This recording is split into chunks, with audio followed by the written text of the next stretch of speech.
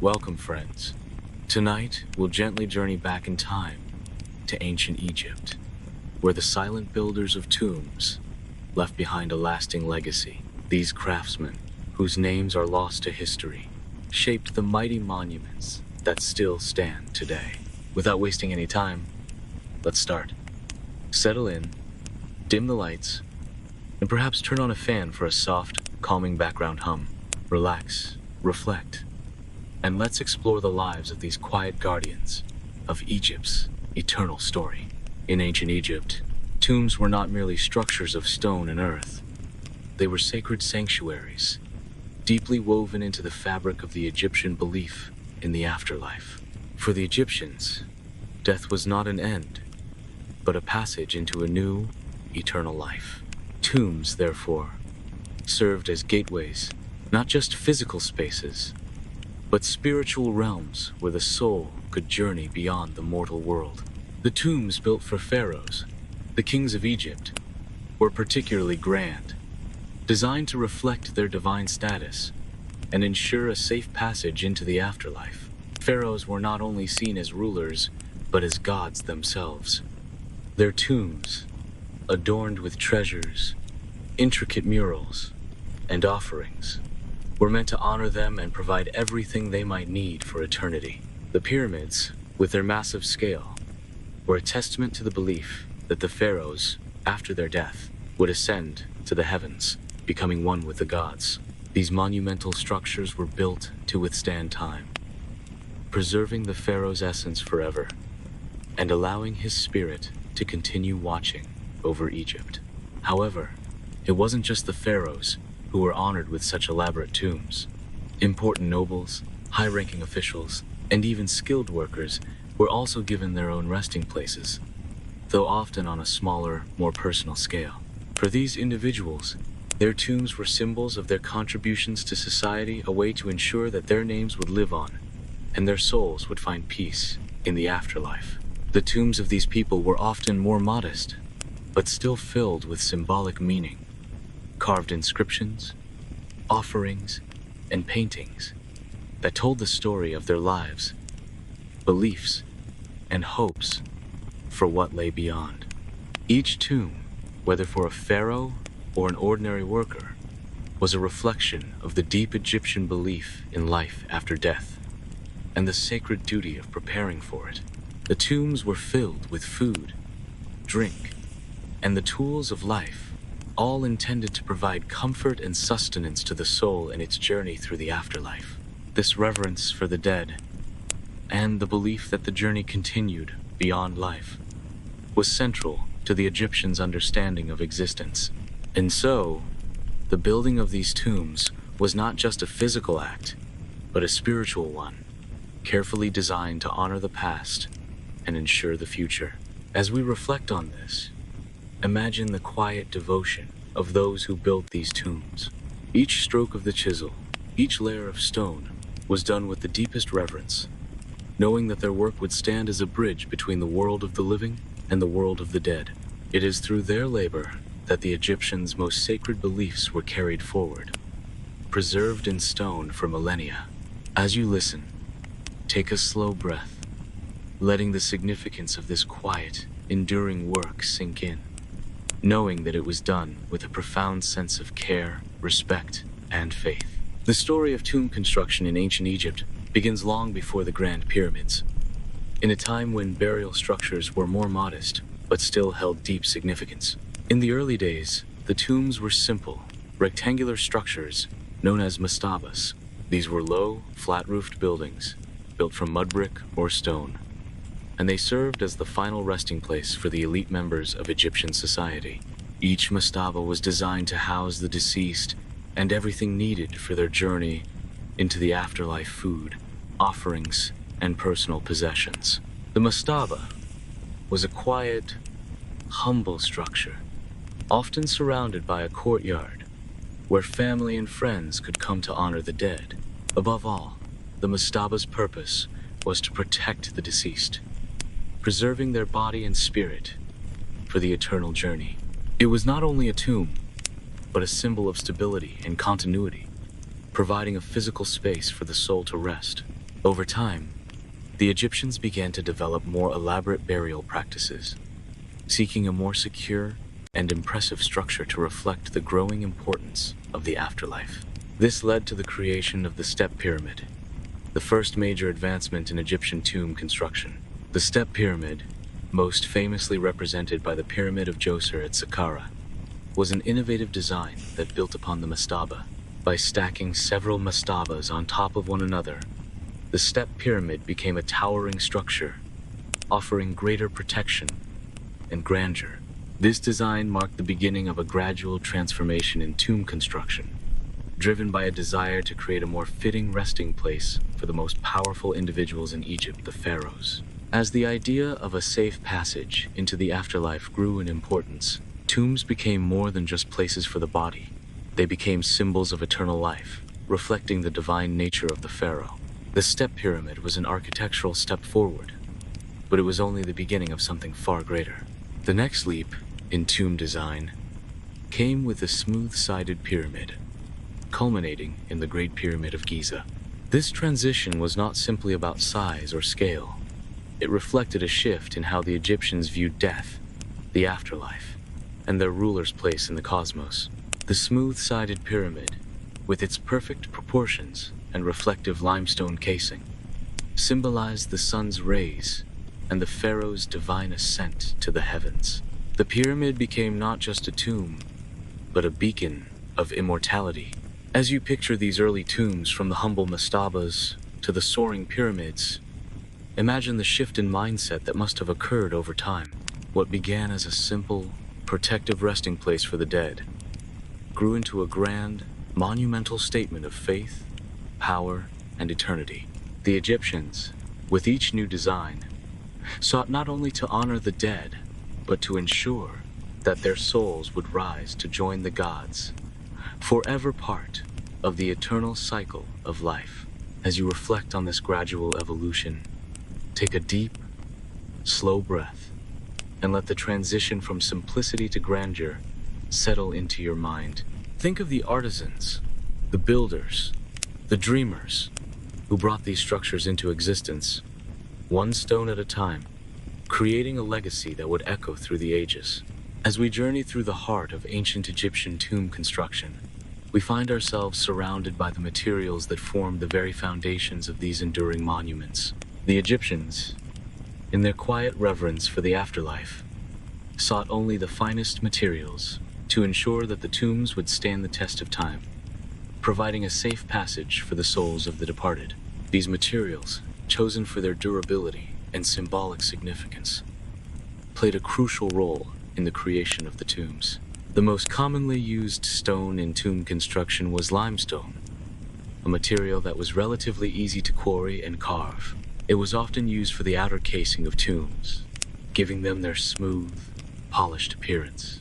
The reflective nature of limestone, particularly when it was covered with a layer of white, fine limestone, gave the pyramids their brilliance, a radiant light that would shine under the Egyptian sun, symbolizing the pharaoh's journey to the heavens.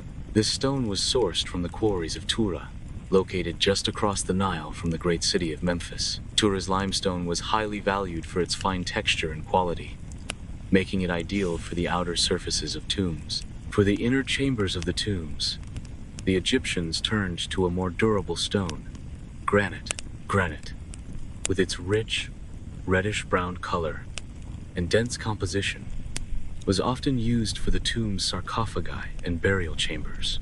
It was not only chosen for its strength, but also for its permanence, a material that would ensure the safety and protection of the pharaoh's body in the afterlife.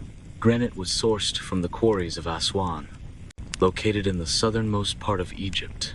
The journey to extract granite was no small feat, requiring skilled laborers to transport the massive blocks of stone from Aswan to the construction sites near the pyramids, often using the Nile itself as a natural highway.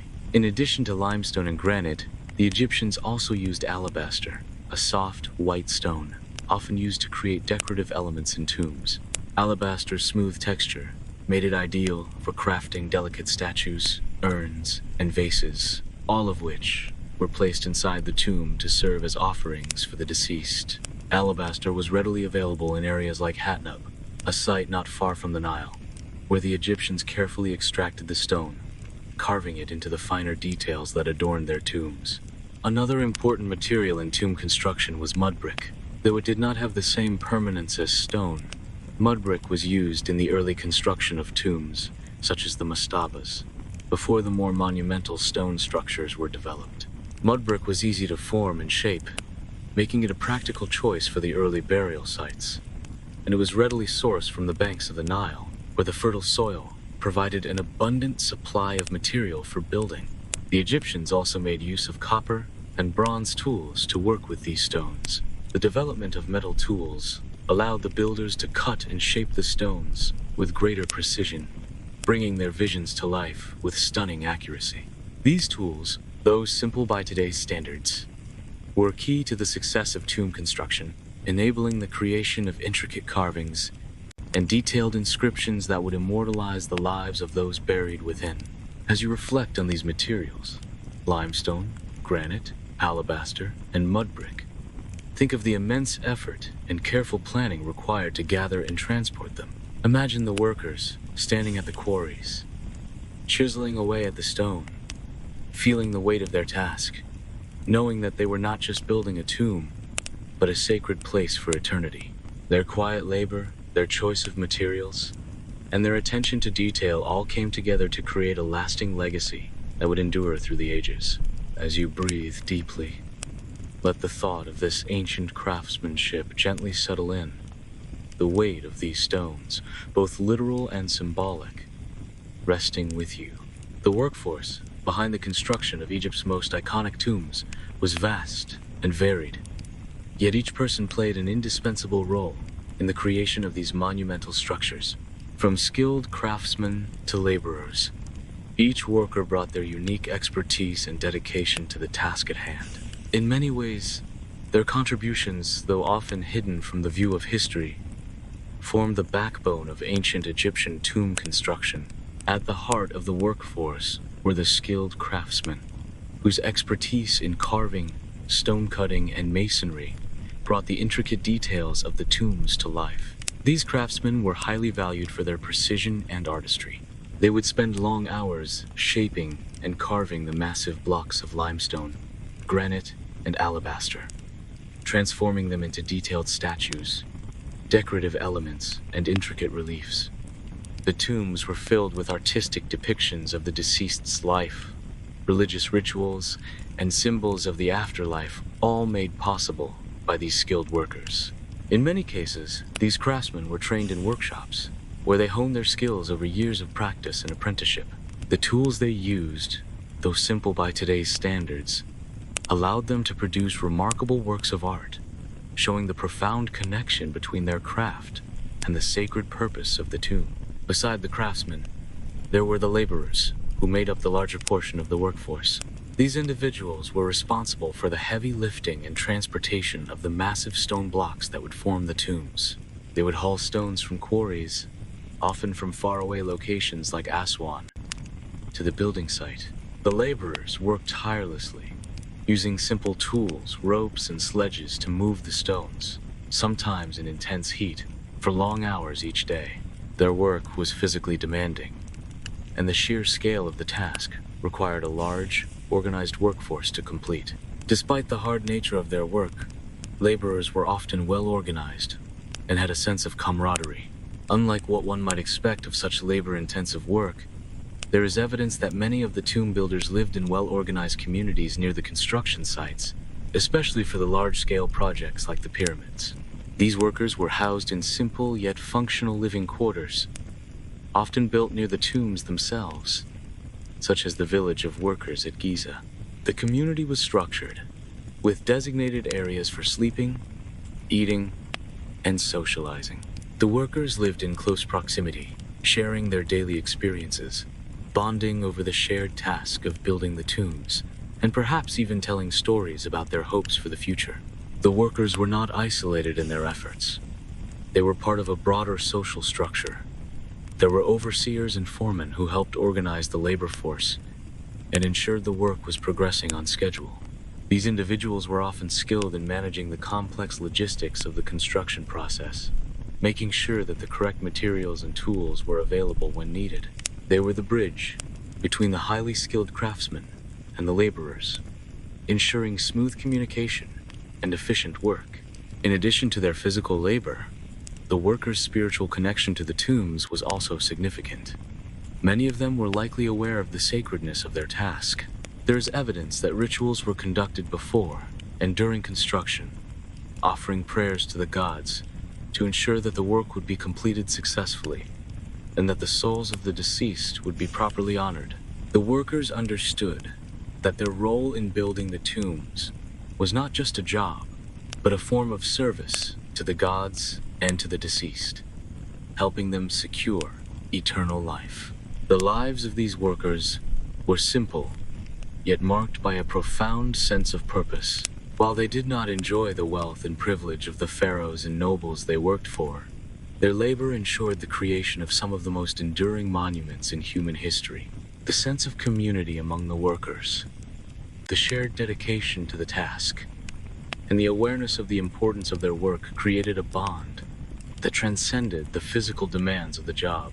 As you imagine the daily lives of these workers, their early mornings, their painstaking efforts to move stone, their quiet conversations as they worked side by side, take a slow breath and picture the harmony of their labor. Think of how the physical weight of the stones was matched only by the weight of their shared purpose, and how, despite the harshness of their task, they contributed to something far greater than themselves. Their lives, though not recorded in the grand history books, were essential to the creation of these eternal monuments. Let their quiet labor settle into your mind and reflect on the importance of every role, from the artist to the laborer, in bringing the tombs of Egypt to life. In ancient Egypt, the craft of tomb construction was a sacred and specialized skill, passed down from one generation to the next with great care. The training of tomb builders was not a hasty process. It was an art that required patience, discipline, and attention to detail. Each stone cut, each carving, and each element placed within the tomb carried profound meaning, not only in terms of craftsmanship, but also in terms of the spiritual journey the tomb was meant to represent.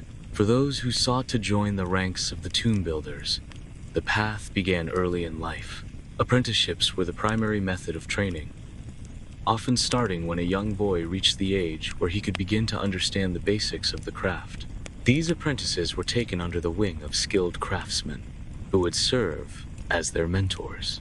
This system of learning through experience and observation was essential, as the skills required to build a tomb, whether it was the cutting of stones, the intricacies of relief work, or the careful placement of each component within the tomb, could not be easily taught in words alone. Young apprentices would begin by observing their mentors as they worked. They would watch how the craftsmen used their tools, how they carved delicate images into stone, and how they constructed the detailed symbolic representations of the afterlife. As their understanding grew, the apprentices would be given smaller tasks, such as assisting with the preparation of materials or shaping smaller blocks of stone. Through this gradual process, the apprentices began to develop their own sense of craftsmanship, learning not just the technical aspects of tomb construction, but also the spiritual significance behind every cut, every carving, and every step of the process. The training process was meticulous. The passing of knowledge was largely an oral tradition, with skilled workers sharing their techniques and secrets with their apprentices. It was common for these skills to be passed down through families, with fathers teaching their sons the same crafts that had been taught to them by their own fathers. The tomb builder's craft was more than just a profession. It was a family legacy, intertwined with the very history of Egypt itself. This connection between family and craft created a bond that went beyond the physical work. It was about preserving a legacy for future generations. As apprentices grew older and more skilled, they would move on to more complex tasks, eventually taking on responsibilities such as the intricate carvings on tomb walls, the placement of statues, or even overseeing sections of the tomb's construction. For many, this training became a lifelong pursuit, and those who excelled in their craft could gain recognition within their communities. The best craftsmen were highly valued and often received special privileges, such as better living conditions, food rations, or opportunities to work on the most prestigious tombs. In this way, the craft of tomb building was both a practical skill and a deeply spiritual calling. Every craftsman, apprentice, and laborer who worked on a tomb understood that they were not simply creating a physical structure. They were contributing to a much larger divine purpose. The tombs were not only homes for the dead, but also sacred spaces that would carry the spirits of the departed to the afterlife. This understanding infused the work with a sense of reverence, with each apprentice and worker knowing that their training was helping to ensure the continuation of Egyptian beliefs for generations to come. As you picture these apprentices, standing alongside their mentors, carefully shaping stones and carving intricate designs, think of the dedication and quiet reverence they brought to their work. Their craft was not simply a means to earn a living, but a way of honoring the gods and ensuring the eternal peace of those they served. The knowledge passed down through generations carried with it the weight of tradition, spirituality, and an unspoken bond between the generations. Reflecting on this slow and deliberate process of learning, allow the image of these skilled hands shaping stone, carving history, and passing on wisdom to linger in your mind. Take a deep breath and feel the weight of the generations of tomb builders whose work still stands today, quietly holding the stories of an ancient civilization. The daily life of a tomb builder in ancient Egypt was shaped by rhythm and repetition, with each day devoted to the meticulous work of constructing the tombs that would carry the souls of Egypt's greatest rulers and the elite to the afterlife. These workers, though they may have been far removed from the grandeur of the tombs they built, played an essential role in ensuring that the deceased would be honored and their journey into the eternal realm would be a safe one. A typical day for a tomb builder would begin early, as the first light of dawn touched the desert sands, casting long shadows across the worksite. The workers would gather, perhaps at a small communal area where they lived in simple quarters near the tomb construction sites. Here, they would share a light meal, perhaps bread, and a small portion of fish or fruit sustenance for the long hours ahead. With the heat of the day soon to settle in, the work would begin before the sun was at its highest, when the air was still cool enough to make the labor more bearable. Once the workers arrived at the tomb site, the day would be divided into specific tasks, and each worker would have a role based on their experience and skills. Skilled craftsmen would begin by carefully inspecting the material stone blocks freshly quarried from the nearby sites and preparing the stones for carving or placement.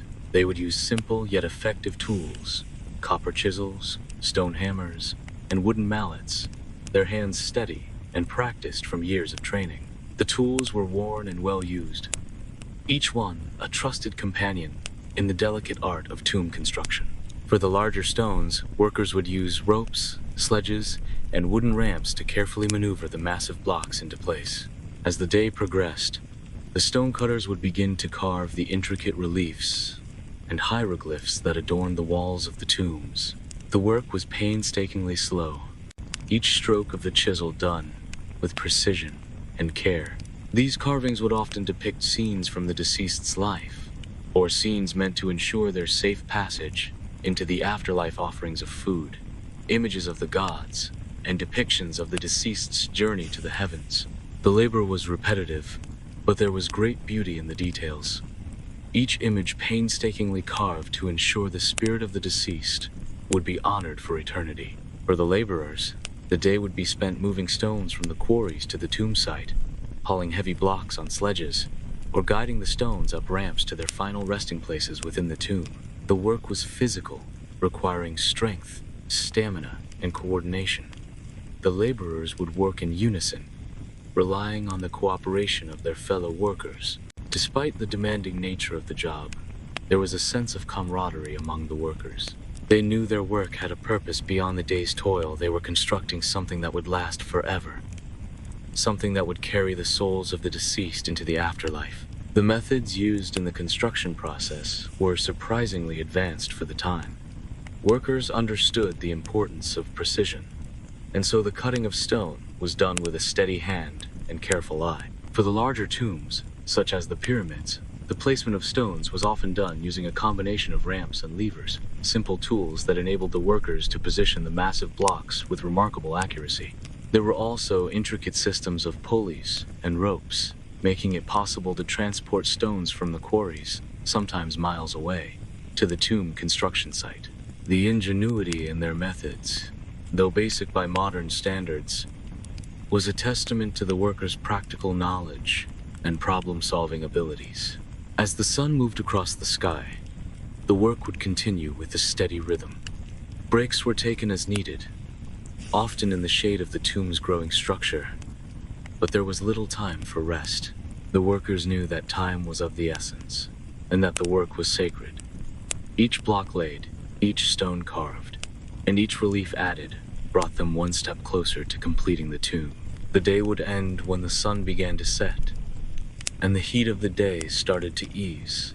The workers would return to their quarters, tired, but with a sense of quiet fulfillment, knowing that their efforts had helped create something enduring.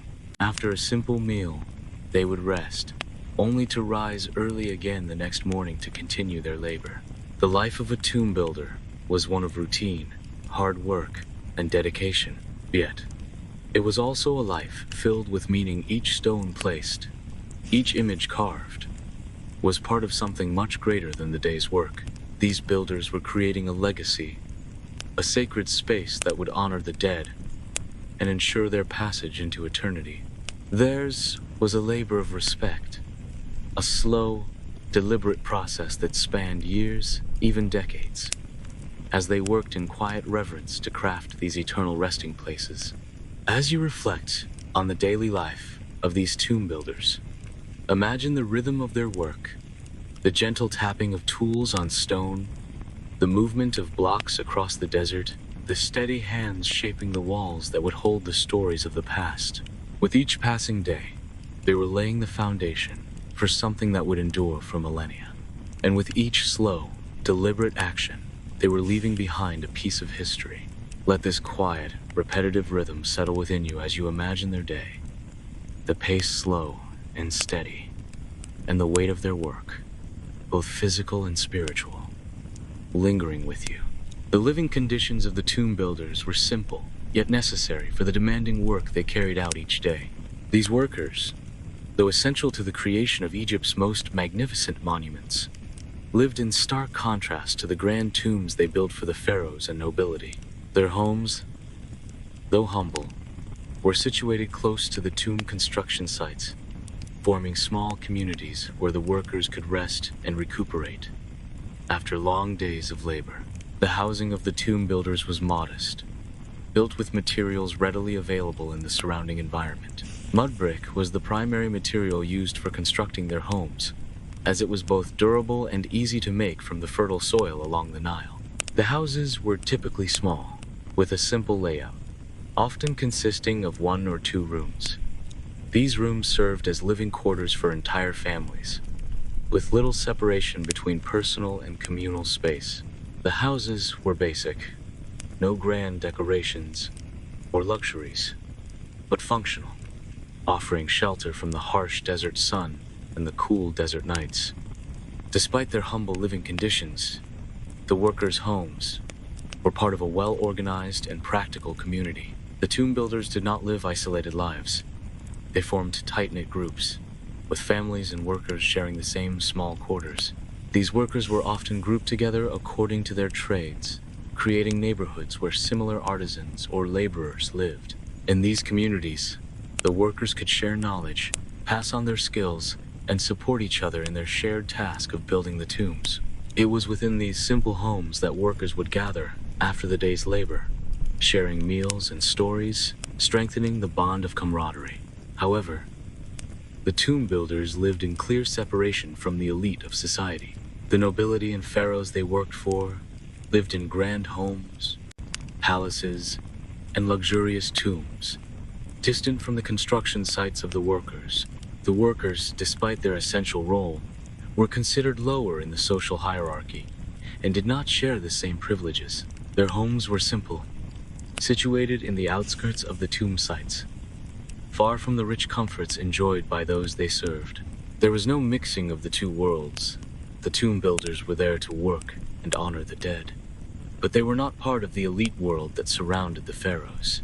The proximity to the tombs was both practical and spiritual. Living near the tombs allowed workers to stay close to the construction sites, reducing the time spent traveling back and forth, and enabling them to maintain a constant focus on their work. For the builders, there was a sense of duty and devotion to the tombs they constructed, and living so close allowed them to stay immersed in the process, ensuring that every aspect of the tomb was done with care. Their proximity to the tombs, though simple in form, also reflected the workers' connection to the sacredness of their task. They were not merely constructing buildings of stone. They were creating eternal resting places for the dead, and the closeness of their homes to these spaces served as a reminder of the importance of their labor. Though their homes were far from the grand temples or palaces, the workers' living conditions were not without support. The tomb builder communities were well organized, and the workers were provided with what they needed to perform their duties: food, shelter, and basic tools. The workers, while living simply, were not left to fend for themselves. There was a system in place that ensured they had the necessary resources to continue their work. The workers were often given rations, bread, beer, and vegetables to sustain them during their long days, and sometimes even meat and fish, though this was not common. As you reflect on these living conditions, think of the simplicity and practicality that defined the workers' daily lives. Their homes, though modest, were their sanctuaries, the spaces where they could rest after a hard day's labor. The separation from the elite was clear. The builders were distant from the riches they helped create. Yet there was a certain dignity in their lives, as they understood that their work was not for personal gain, but for a far greater purpose. They were creating a space for the eternal rest of those who had the wealth and power, but the workers' own legacy would lie in their craftsmanship, the strength of their hands, and the dedication they poured into each stone they placed. Picture their homes, simple mud brick walls, the warmth of the desert sun, the quiet after a long day of toil. In these humble spaces, they found rest, knowing that their labor would carry on for eternity. Let the quiet simplicity of their lives settle in your mind as you consider the separation between them and the pharaohs. Yet the quiet reverence they brought to their work a devotion that was more than just physical labor, but a spiritual offering that spanned generations. In the vast and intricate process of tomb construction, the architects and foremen held roles that were both crucial and deeply respected, while the workers and craftsmen carried out the physical labor of building the tombs. It was these individuals who orchestrated the entire project, ensuring that every stone was placed correctly, every carving was executed with precision, and the tomb was aligned with the spiritual and architectural vision of the afterlife. The architects were the visionaries behind the design of the tombs, blending their knowledge of geometry, construction, and religious symbolism into the blueprints of the burial chambers. Their role went beyond mere aesthetics. They were deeply involved in the spiritual significance of the tombs, ensuring that the design reflected the sacred journey of the deceased to the afterlife. The architects understood that the tomb was not just a resting place, but a bridge between the mortal world and the eternal one. Every detail, from the layout of the tomb to the placement of the murals and offerings, was carefully planned to honor the gods and ensure the smooth passage of the soul. The foremen, on the other hand, were the practical overseers who ensured that the day-to-day operations ran smoothly. They were the ones who translated the architect's designs into action, managing the workforce and coordinating the various teams of workers. While the architect envisioned the tomb in its grand entirety, the foreman's job was to ensure that the construction proceeded according to plan, on schedule, and within the material and labor constraints of the project. The foremen were responsible for making sure that every stone was cut to the right specifications, that each section of the tomb was constructed correctly, and that the workers had the resources and instructions they needed. To carry out this task, foremen were often deeply embedded within the community of workers. They worked alongside the laborers, understanding their needs and ensuring that the work was being done with the same care and reverence expected of a skilled craftsman. They acted as the communicators between the architects, the workers, and the higher authorities, ensuring that the project adhered to the spiritual, artistic, and practical standards set out for it. Their leadership was not solely administrative. It was a guiding presence that helped maintain morale and discipline throughout the long, often arduous process of tomb construction. The foreman's role extended to managing the physical and emotional well-being of the workers. As the work could be grueling, especially in the heat of the Egyptian sun, the foreman would monitor progress and ensure that the workers did not overexert themselves. They would also make decisions about the distribution of labor, ensuring that each worker was matched to the task that best suited their skill level, whether it was cutting stone, carving intricate reliefs, or hauling massive blocks of limestone. The foreman also had to deal with the practical challenges that arose during the construction process. If materials arrived late, or if there was a shortage of labor, it was the foreman who would have to find a solution, whether it was rearranging shifts, sourcing alternative materials, or addressing any issues of supply. They were the problem solvers, the ones who made sure the work was uninterrupted and the vision of the tomb would be realized, no matter the obstacle. In terms of spiritual and symbolic significance, the architects and foremen were also caretakers of the tomb's sacredness. They ensured that every aspect of the tomb, from the orientation of the structure to the depictions on its walls, was in harmony with Egyptian religious practices. It was essential that the tombs were aligned with the stars, the sun, and the earth, in a way that reflected the sacred journey of the soul. The foremen and architects worked hand in hand with priests and religious figures, whose spiritual guidance ensured that the construction was in line with the God's will. The role of the architect and foreman in tomb construction was one of balance and responsibility. They had to blend artistic vision with practical management, spiritual reverence with physical labor. They were the ones who ensured that the tomb was not only a marvel of architecture, but also a sacred space that would carry the soul of the deceased to the afterlife. As you reflect on the role of these planners and overseers, think of them as the silent guides who made it possible for the workers' labor to result in something timeless. The architects, with their grand vision, and the foremen, with their steady hands and clear direction, ensured that each tomb was a perfect vessel for eternity. Imagine them overseeing the work, standing in the midst of a bustling construction site, where each decision they made had the weight of centuries to come. Their leadership, dedication, and reverence for the task at hand were essential in transforming a simple plot of land into a monument that would endure for millennia. Let the thought of their quiet, steady influence sink in as you consider the complexity of the process and the spiritual dedication behind every step of the construction.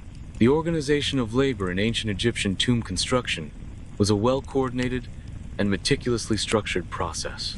It was not a random assembly of workers, but rather a carefully planned and organized system that allowed the immense projects to progress efficiently. Each tomb, particularly those of the pharaohs, was a monumental task, and it required a large workforce working in harmony, each individual fulfilling a specific role. The organization of labor began with the division of workers into distinct groups, each responsible for a particular aspect of the tomb's construction. Skilled craftsmen, including stonecutters, sculptors, and masons, were the heart of the operation.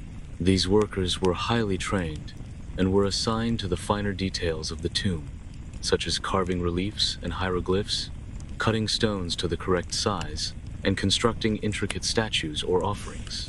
Their work required patience, precision, and a deep understanding of the symbolism embedded in the tomb's design. Next, there were the laborers, who handled the physical, often grueling tasks of transporting materials and assembling the tomb's structure. The laborers would haul the stone blocks from the quarries, using sledges, ropes, and levers, and transport them to the tomb site. They would then assist in positioning these blocks into the tomb structure, sometimes using simple ramps and pulleys to lift the massive stones into place. While these laborers may not have had the same specialized skills as the craftsmen, their work was no less essential to the completion of the tomb. The strength and coordination required for such a task were immense. The work camps where these laborers and craftsmen lived were organized communities set up near the tomb construction sites. These camps were not makeshift or temporary. They were carefully planned settlements that provided the workers with a place to rest after long hours of labor. The workers lived in simple mud brick homes, with enough space to accommodate families and communal living. These camps were organized into sections, with areas designated for different teams based on their skill sets. The craftsmen would often have their own workspaces, where they could carve and mold their pieces, while the laborers would stay in communal living quarters, designed to keep them close to the site. The division of labor also extended to the work shifts. The labor force operated in a shift system, ensuring that work could continue for extended hours without exhausting any single group of workers. This system was vital for maintaining momentum, especially during the hot, exhausting summer months. Workers would typically begin their tasks early in the morning, when the air was cooler, and take a break in the heat of the afternoon. The shifts were structured in such a way that there was always a team working at any given time, allowing construction to progress steadily. These shifts also ensured that each worker had time to rest and recuperate before returning to the demanding task at hand. This system of shifts and teamwork also had a social aspect. Workers lived and worked together in tight-knit communities, where collaboration was essential.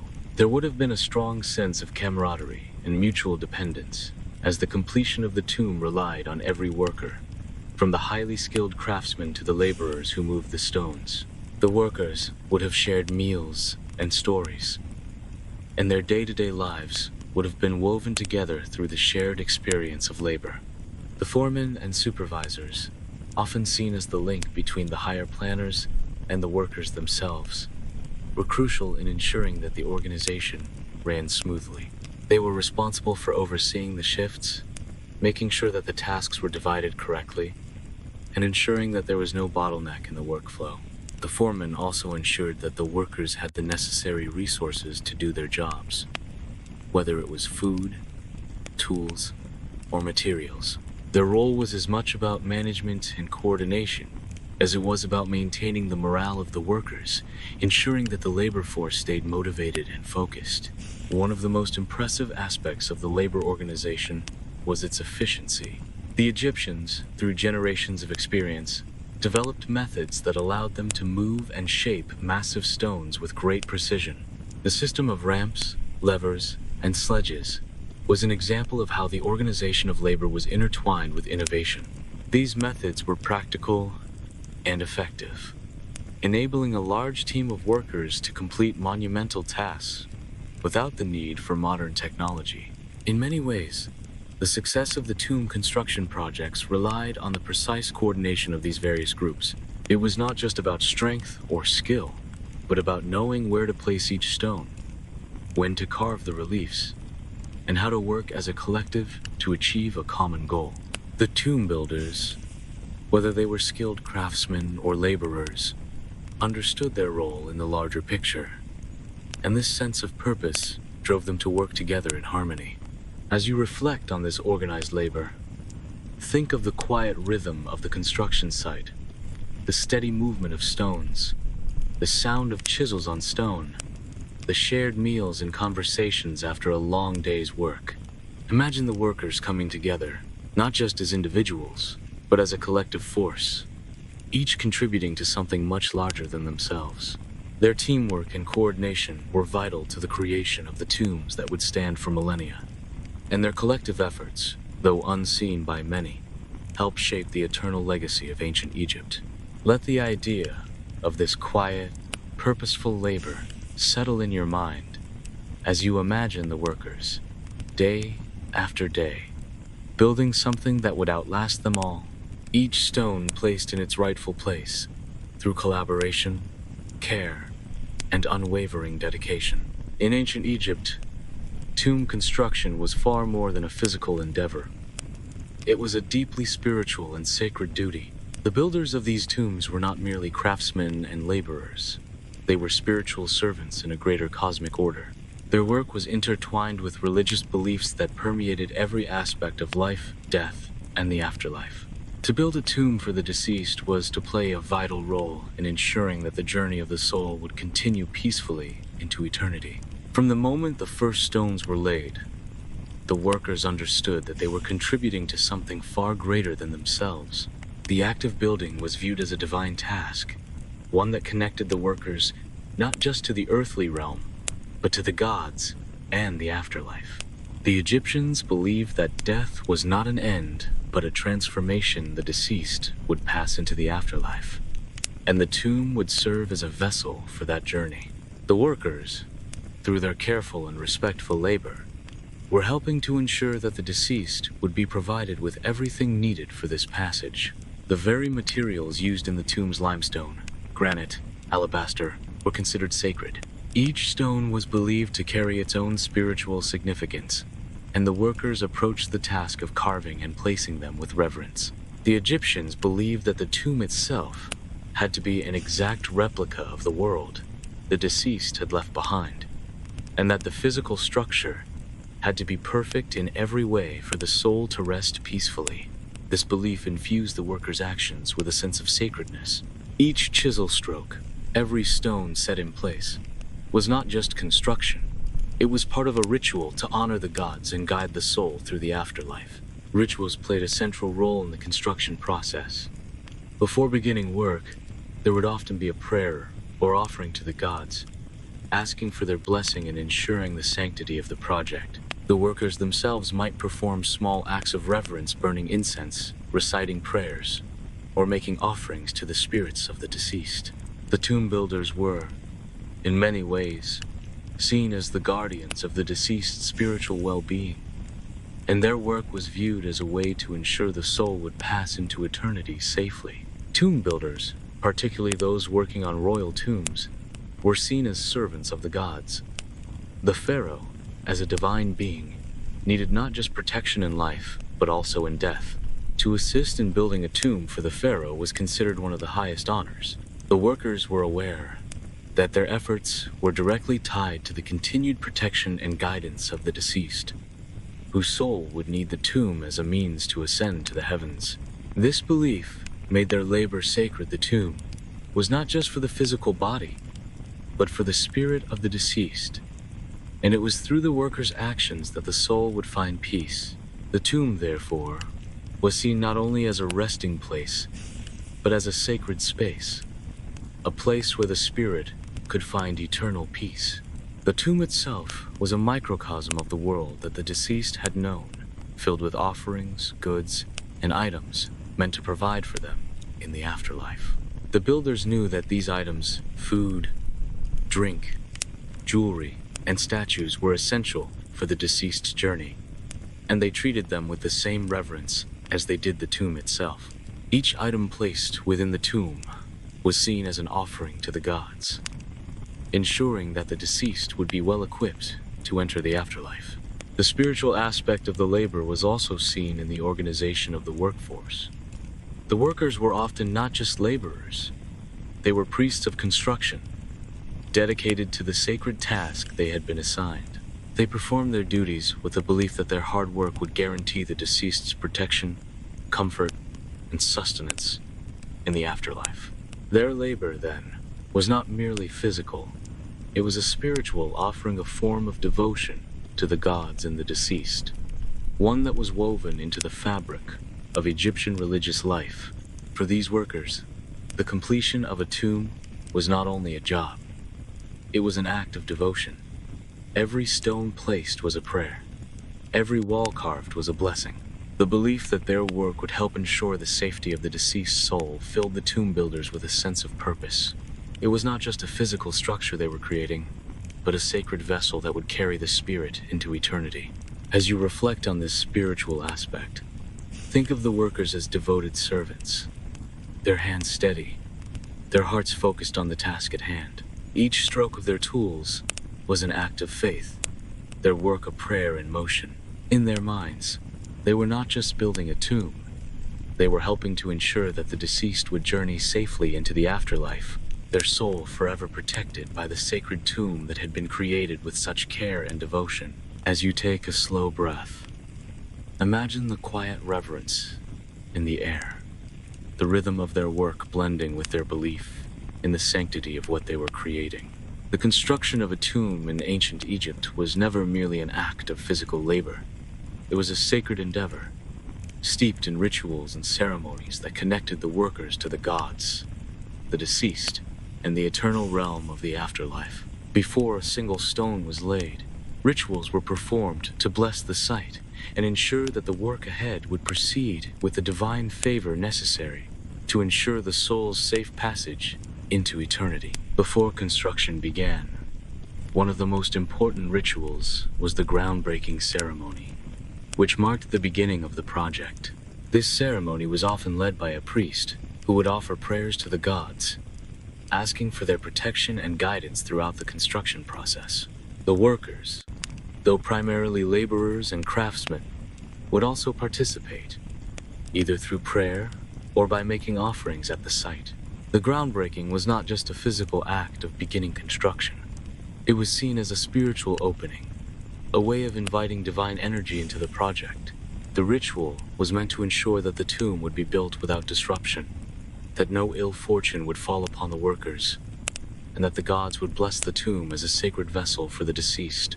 As the tomb took shape, daily rituals would often be performed, especially in the earlier stages of construction. Priests, who were often present at the worksite, would conduct ceremonies to purify the space, to honor the gods, and to maintain the sanctity of the work being done. These rituals might include the offering of incense, the pouring of water or libations, and the recitation of prayers to ensure that the work was carried out in a manner pleasing to the gods. The belief was that, by maintaining a connection with the divine, the workers could avoid bad omens or interruptions, and the tomb would be constructed with divine favor. Throughout the construction process, special care was taken to align the tomb with the cosmic and spiritual order. The workers were not just placing stones and carving reliefs, they were participating in a profound religious act. Ceremonial tools were sometimes used in the construction, believed to carry sacred energy that would help imbue the tomb with the strength to protect the deceased's soul. The walls of the tomb itself were often adorned with scenes of rituals and ceremonies, not just as decoration, but as symbolic protection for the deceased. These carvings depicted offerings, prayers, and the gods themselves, reminding the soul of the journey ahead and the divine guardianship awaiting it. One key ritual was the opening of the mouth ceremony, which was sometimes performed during or after the tomb's completion. This ritual, although often associated with the burial itself, was symbolic in its connection to the tomb's construction. It was believed that the opening of the mouth would enable the deceased to speak, eat, and breathe in the afterlife. This ceremony, while focused on the deceased, was also a reminder to the workers that their labor was central to the deceased's ability to exist beyond death. They were not just building a structure, they were enabling the soul to live again. The placement of the burial items, including food, jewelry, and daily life objects, was also part of the ritual. These items were meant to sustain the deceased in the afterlife, and were placed in the tomb during or after its construction. The workers who placed these items often did so with special reverence, treating them as sacred offerings. These rituals imbued the tomb with both physical and spiritual sustenance, ensuring that the deceased would not go hungry or without what was necessary for their eternal journey. Each stone placed, each carving made, was seen not as a simple act of construction, but as a gesture filled with meaning. The workers were intimately involved in the spiritual process of ensuring that the tomb was not just a structure of stone, but a cosmic space, a protected realm where the deceased could live on for eternity. The tomb was not merely a building, it was a place of transformation, and the rituals performed during its creation imbued it with the power to serve that function. The symbolic significance of these rituals lay in their role as divine acts. Every step of the construction process was intended to align the tomb with the divine order, ensuring that the deceased would find peace in the afterlife. The rituals were a way of maintaining the connection between the mortal world and the divine, ensuring that the tomb was not just an earthly creation, but a sacred space that was in harmony with the gods and the universe. As you reflect on these rituals, think of the workers as spiritual participants, not just builders, but caretakers of the soul's journey. Each prayer, each offering, was a sacred act of devotion. Imagine the quiet reverence that filled the air as the workers and priests together created not only a physical resting place, but a divinely protected space. These rituals were the unseen foundation of the tomb, ensuring that the soul's journey would be peaceful, secure, and eternal. The construction of the Great Pyramids of Giza, particularly the Great Pyramid of Pharaoh Khufu, stands as one of the most extraordinary feats in the history of human civilization. To imagine the scale and precision of this monumental project is to witness the ingenuity, labor, and unwavering dedication of thousands of workers. It was not merely the ambition of a ruler, but the culmination of centuries of architectural and engineering knowledge, all brought together to create a tomb worthy of a god-king. At the heart of the pyramid's construction was the labor force. Thousands of workers were involved in the building of the Great Pyramid. Contrary to popular myths, they were not slaves, but rather skilled laborers, craftsmen, and seasonal workers who had a shared purpose. Some of these workers came from surrounding villages, while others were highly trained artisans who specialized in different aspects of pyramid construction. These workers would have lived in small, well-organized workers' villages located near the construction site, such as the famous workers' village at Giza, which remains one of the most significant archaeological discoveries related to the pyramid's construction. The workers' days would have been long, often beginning at dawn and continuing into the heat of the afternoon. They would have worked in shifts, ensuring that the construction process remained steady and uninterrupted. Their tools, while simple, were effective. Copper chisels, wooden mallets, and ropes were used to shape and move massive stones. The stone blocks themselves were quarried from the Tura limestone quarries along the Nile, while the harder granite used for the burial chamber came from Aswan, over 800 kilometers to the south. The logistical challenge of moving these stones was immense. Ramps, both straight and zigzagging, were constructed to lift and position the stones as the pyramid grew in height. Workers would have used sledges to drag the stones along the ground, and rollers, or levers, to maneuver them into place. The stones themselves could weigh several tons, and the effort to move them would have required precise teamwork and incredible physical strength. One of the most remarkable aspects of the pyramid's construction was its mathematical and architectural precision. The Great Pyramid was originally 146.6 meters tall, and its base covered an area of 13 acres. The alignment of the pyramid was almost perfect, with each of its four sides facing true north, south, east, and west. To achieve this level of accuracy with only rudimentary tools speaks to the remarkable knowledge of geometry and astronomy possessed by the ancient Egyptians. The construction of the pyramid in its entirety was not only a practical feat, but also a cosmic one, as the pyramid was designed to align with the stars, the sun, and the cardinal points, creating a physical and spiritual connection to the heavens. The extraordinary feat of the Great Pyramid is also a reflection of the society that built it. It was a society that had perfected not only the physical labor required for such a project, but also the organizational structure necessary to support it.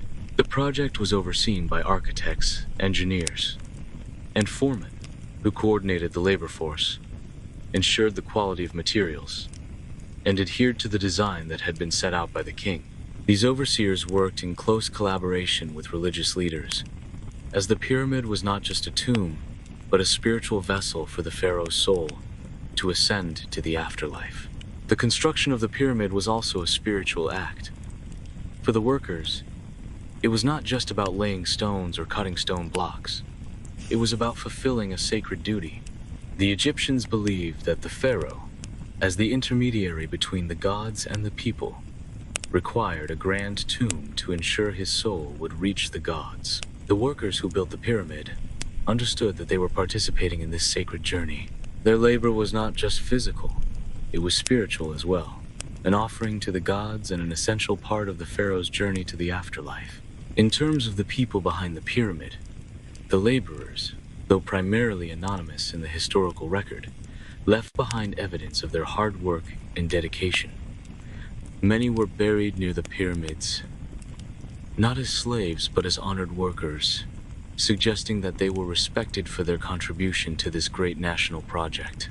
They were not only constructing a tomb, they were creating a legacy, one that would endure for thousands of years, far beyond their lifetimes. As the pyramid began to take shape, its towering presence would have become a symbol of Egypt's power, religious beliefs, and organizational prowess. It stood as a testament, not just to the skill and labor of those who built it, but to the ambition of the Egyptian civilization as a whole. The pyramid, once completed, would have been a dazzling sight, its smooth limestone casing shining brightly in the sun. A monumental structure that seemed to pierce the sky itself, an eternal resting place for a pharaoh, and a beacon of Egyptian ingenuity. Imagine, for a moment, the workers standing beneath the towering structure, the sun shining down on their steady hands as they laid the stones. The hum of activity, the weight of the stones, and the shared effort that bound them together as they crafted something that would remain standing for millennia. The effort, the coordination, the reverence, all of it came together to create something beyond their time. As you reflect on this monumental effort, take a deep breath and allow the scale and significance of the Great Pyramid's construction to settle within you. It was not just a tomb, but a symbol of human perseverance, knowledge, and the divine connection between earth and sky. The Nile River played an indispensable role in the construction of Egypt's grand tombs, especially the monumental pyramids at Giza. It was not just a river, it was the lifeblood of ancient Egypt, providing the necessary resources for the construction process, facilitating the transportation of materials, and shaping the way the tombs were built. Without the Nile, the construction of the tombs would have been a far more difficult and time-consuming process, if not entirely unfeasible. The first and most significant way the Nile supported tomb construction was through the transportation of materials. The building of the pyramids required vast quantities of stone, most of which came from quarries located far from the construction site. The Tura limestone, used for the outer casing of the pyramids, was quarried across the Nile, while the harder granite used for the inner chambers of the tomb came from the Aswan quarries, located more than 800 kilometers to the south. These stones, often weighing several tons, needed to be transported to the construction site, a task that would have been nearly impossible without the Nile's assistance. The stones were loaded onto boats and barges and floated down the river, which acted as a natural highway. The boats, constructed of reeds and wood, were large enough to carry several stone blocks at a time. The gentle current of the Nile, combined with the skills of the boatmen, allowed for relatively smooth transportation, reducing the need for the laborious hauling of stones over long distances. As the boats traveled downstream, they passed through the bustling river cities, often stopping to collect additional supplies, including food and tools, for the workers. Once the boats reached the Giza Plateau, the stones were unloaded, and from there, they would be hauled to the building site, using sledges, ramps, and levers. However, the Nile itself served as a vital link in this chain, providing the means to move the stones over great distances with far less effort than would have been required by land transport alone.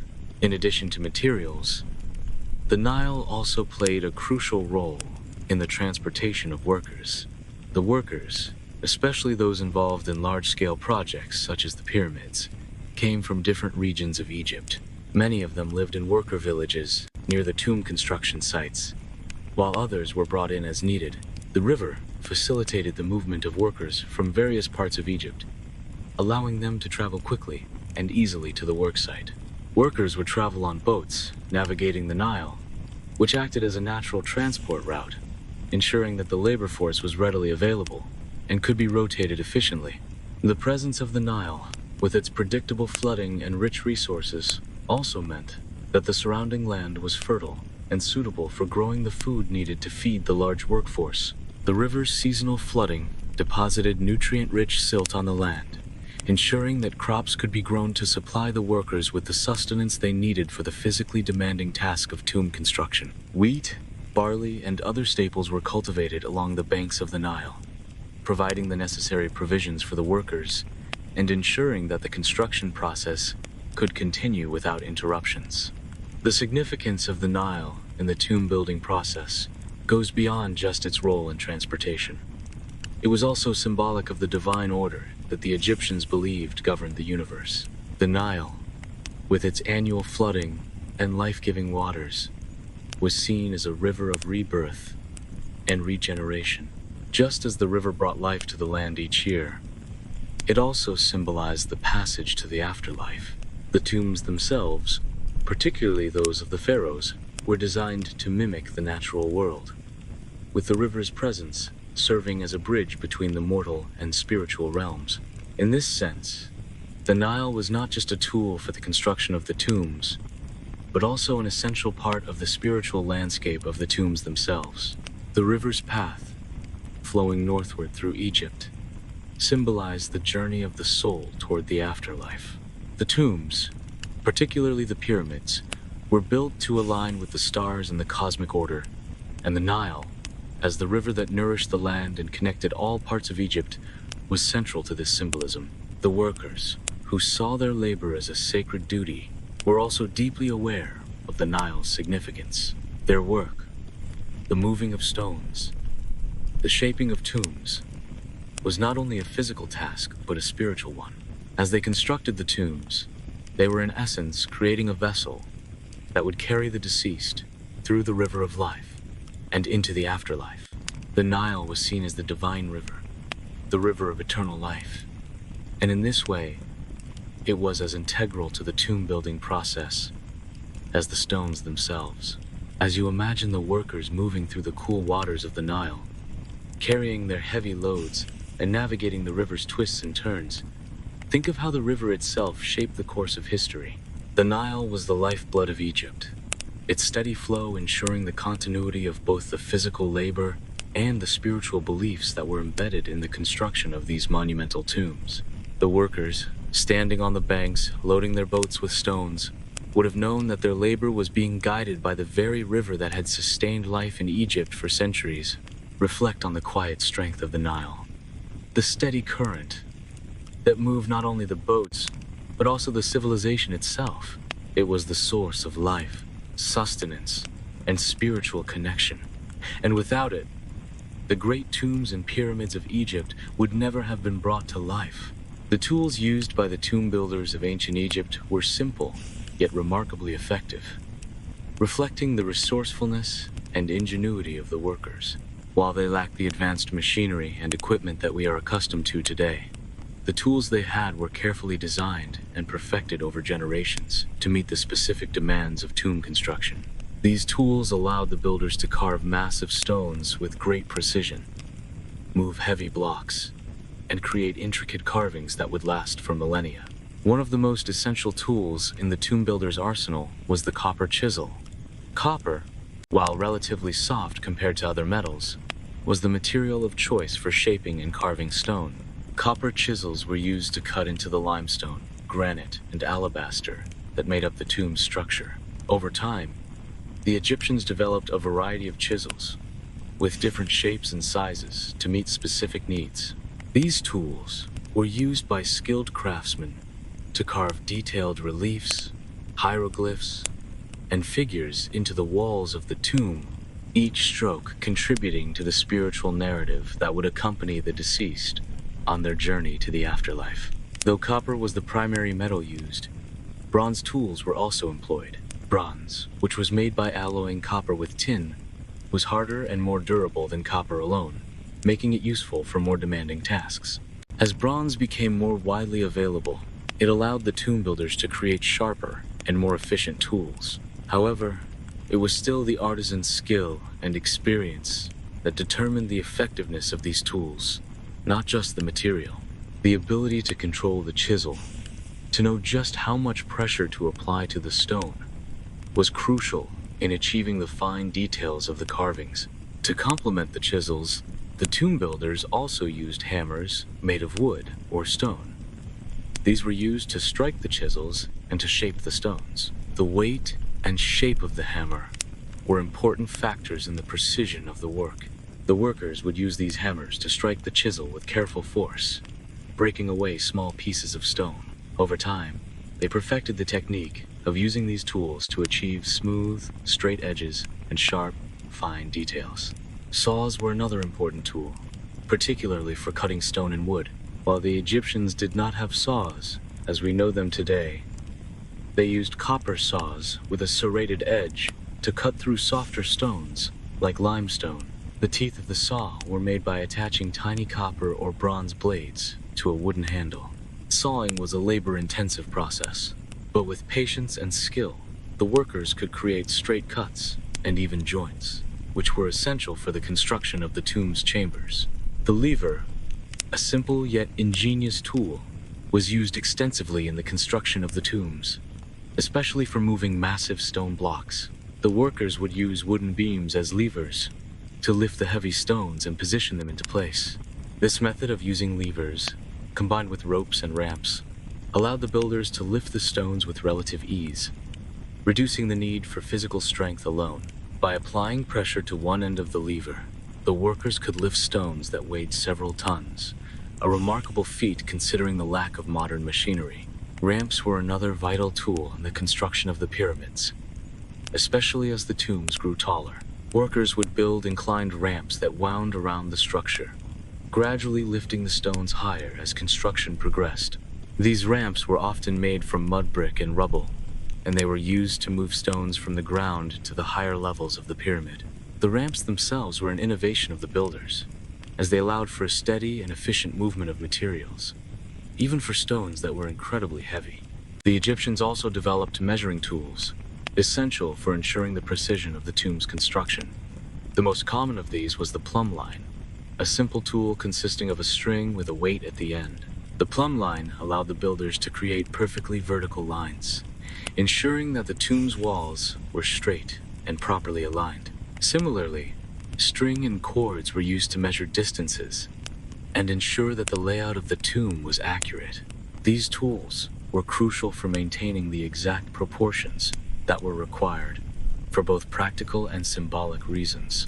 The ingenuity of the tomb builders was reflected not only in the tools they used, but in the way they used them. The simplicity of their tools required them to be highly skilled and creative in their approach to the challenges of construction.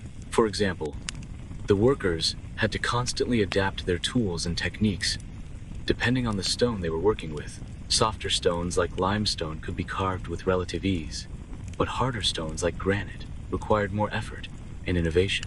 The use of copper tools for intricate carving, the application of levers and ramps for lifting stones, and the creative use of simple measuring instruments all demonstrated the builders' ability to make the most of the materials they had available. In many ways, the tools used by tomb builders were a reflection of their connection to the earth and their spiritual beliefs. The tools were simple yet effective, and they allowed the workers to transform raw materials into something sacred. Every chisel stroke, every cut and carve was part of a larger spiritual endeavor to create a tomb that would honor the deceased and ensure their journey into the afterlife. The workers, with their tools in hand, were not merely constructing a physical structure. They were participating in a spiritual process that would ensure the deceased's immortality.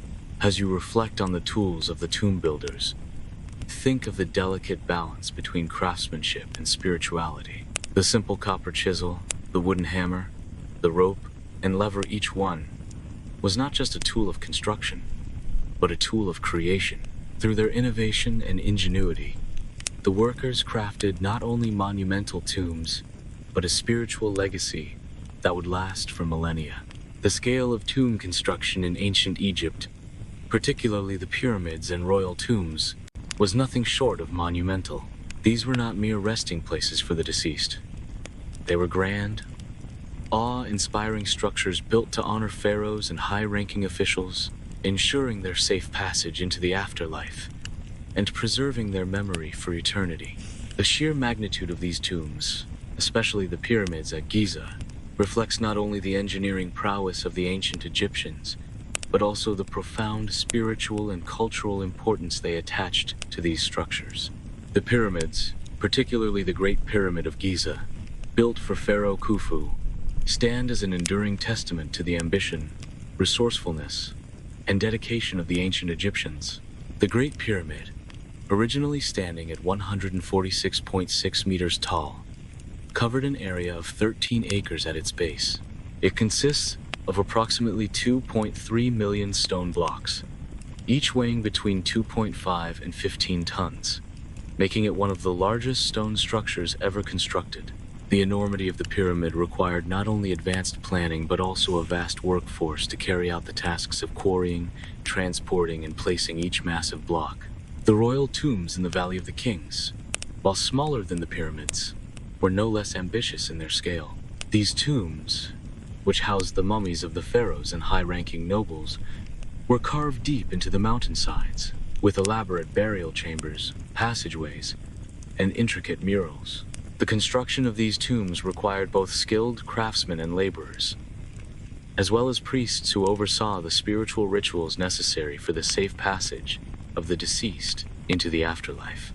The tombs were often adorned with paintings, carvings, and inscriptions that told the life story of the deceased, as well as prayers and offerings meant to ensure their immortality.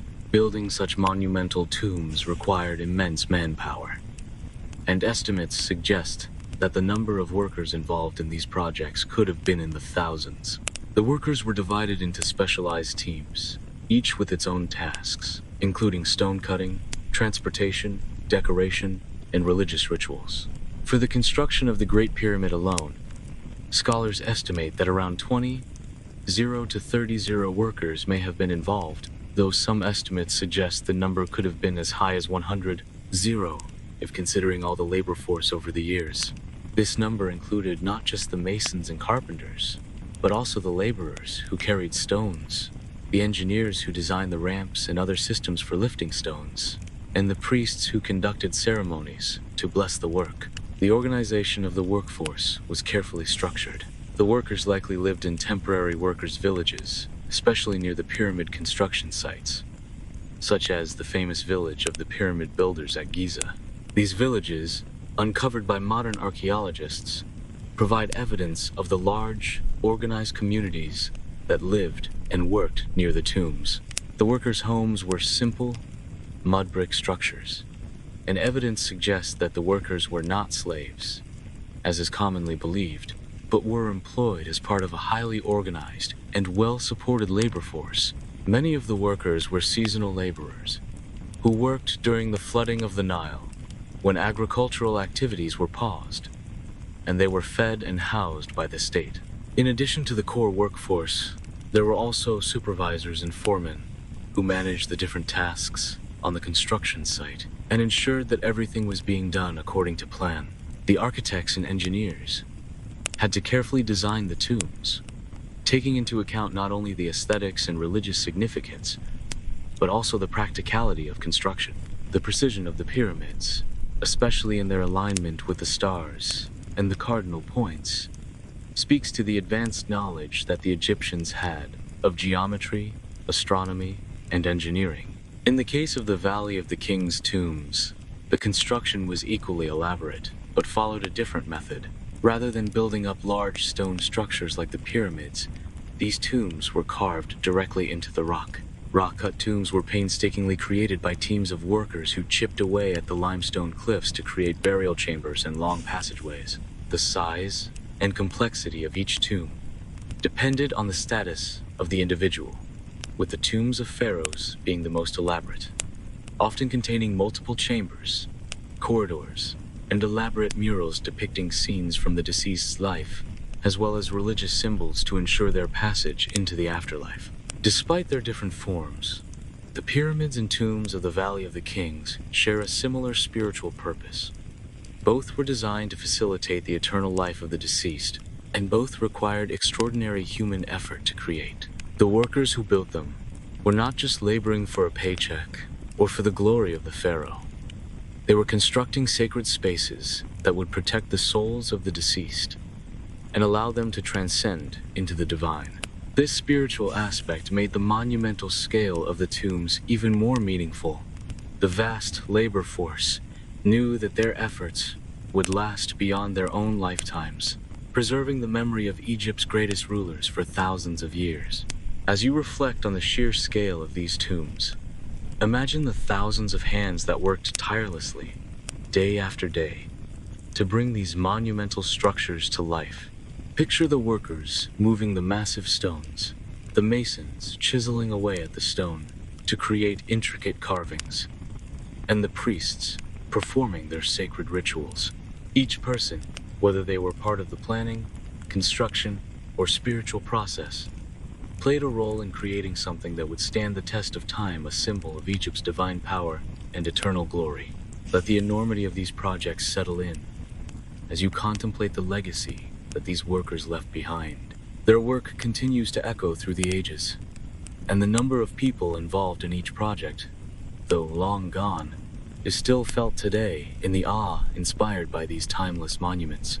Building the monumental tombs of ancient Egypt, especially the pyramids and royal burial sites, was an incredibly demanding task, both physically and mentally. The workers who dedicated their lives to these projects faced harsh conditions, and the physical toll of the labor they endured cannot be overstated. The construction process was grueling, often involving long hours under the scorching sun, lifting and moving massive stones, and working in difficult and sometimes dangerous environments. While the workers were highly skilled and well organized, the health and safety concerns associated with tomb construction were significant and had to be managed carefully. The physical strain on the workers was immense. The workers who transported and placed the massive stone blocks faced strenuous and repetitive tasks that put a great deal of stress on their bodies. The stones, which could weigh several tons each, had to be moved from the quarries to the construction sites. This required lifting, dragging, and maneuvering these heavy blocks using sledges, ropes, and levers. The movement of these stones, often up inclined ramps and through long distances, would have required incredible physical strength and stamina. The sheer weight of the stones, combined with the repetitive nature of the labor, made the work exhausting and physically damaging over time. Additionally, the workers would have spent long hours in the heat of the Egyptian desert, exposed to intense sunlight, dehydration, and fatigue. The high temperatures and dry conditions created an environment where the workers' bodies were continually taxed, with the risk of heat stroke, exhaustion, and dehydration being high, especially during the hottest months. The nature of the labor meant that injuries were common. The workers used simple yet effective tools such as copper chisels, stone hammers, and saws to cut and shape the stones. The constant use of these tools, combined with the heavy lifting, made workers prone to musculoskeletal injuries. Repetitive stress on their joints, especially the back, knees, and shoulders, would have led to chronic pain and long-term disabilities for many. Additionally, the handling of sharp tools and heavy stones likely led to cuts, abrasions, and blisters, all of which could become infected in the harsh, unsanitary conditions of the worksite. Accidents were also a risk in such a physically demanding environment. Workers could have been injured by falling stones, tools, or during the construction of ramps and other structures. The heavy stones, once moved into place, were often precariously balanced, and the risk of falling debris or shifting stones posed a constant threat to the workers' safety. These accidents, while perhaps not often documented in ancient records, were likely to have resulted in serious injuries, from fractures and crushed limbs to more severe life-threatening accidents. The workers were often housed in worker villages near the construction sites. While these villages were organized and provided shelter, the conditions were still basic, with limited access to sanitation. Disease could easily spread in such conditions, especially in close quarters and during the sweltering heat. The lack of clean water and proper waste disposal made the workers vulnerable to a range of infectious diseases, including gastrointestinal infections, malaria, and respiratory diseases. The Nile River, which played a crucial role in the transportation of materials and workers, was also a source of disease. The stagnant waters of the river and the surrounding marshes were breeding grounds for mosquitoes, which could carry diseases like malaria. In addition, the proximity of the Nile meant that workers were often exposed to waterborne diseases from drinking or bathing in the river, especially when sanitation standards were not properly maintained in the workers' villages. Infections, especially in the case of cuts or open wounds, could become a significant issue. In an environment with limited medical knowledge and resources, even minor injuries could become infected and lead to complications, sometimes resulting in severe consequences. Although the ancient Egyptians did not have modern medical knowledge, they did have some methods of managing the health of the workers. Herbal remedies were often used to treat common ailments. The Egyptians were well versed in the medicinal properties of plants, and they used oils, ointments, and poultices to treat wounds, burns, and infections. They also utilized mummification practices, which demonstrated a deep understanding of the body and its preservation, even if the knowledge was not fully applied to living workers. Priests and medical practitioners in ancient Egypt likely provided spiritual care and healing to the workers, especially considering the spiritual importance of the tombs they were constructing. Healing rituals, combined with herbal treatments, may have been used to soothe the physical and emotional toll of the labor. The Egyptian rulers also recognized the importance of maintaining a steady workforce for such massive projects. Rations of food and drink, particularly beer and bread, were provided to the workers. These provisions helped to sustain their energy levels during the long days of physical labor. Beer was a particularly important part of the workers' diet, as it was not only a source of nutrition, but also a form of hydration, which was essential in the hot, dry climate. In some cases, workers might have been given special privileges, such as health care or accommodations, to incentivize them to stay on the job. Interestingly, archaeologists have found evidence suggesting that many of the workers who built the pyramids and tombs were buried near the tombs themselves, indicating that they were highly respected for their labor. While they did not receive the same monumental tombs as the pharaohs or nobles, their graves were often accompanied by inscriptions or offerings that suggested they were honored for their contributions. This practice reflects the recognition of the physical and spiritual toll of their work, and indicates that the builders were not seen merely as laborers, but as integral participants in the divine process of tomb construction. The health and safety concerns of tomb builders were significant, and the physical toll of their labor was substantial. From injuries and diseases to the constant physical demands, the workers faced a difficult and often dangerous existence. However, the ancient Egyptians did their best to manage these challenges by providing food, shelter, and medical care, as well as recognizing the spiritual and practical importance of their work. In doing so, they ensured that the monumental tombs and pyramids, which still stand today, would be built with both the dedication of the workers and the blessing of the gods, even amidst the harsh realities of the labor involved.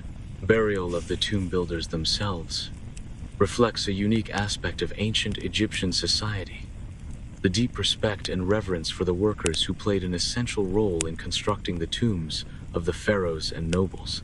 Though these workers were not part of the elite class and did not receive the grand tombs afforded to royalty, evidence suggests that their final resting places were treated with a certain level of respect, symbolizing the importance of their labor and their connection to the divine work they performed.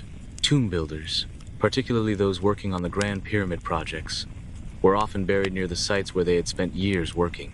In the case of the Great Pyramid of Giza, Excavations have uncovered the burial sites of many of the workers, located close to the pyramid itself.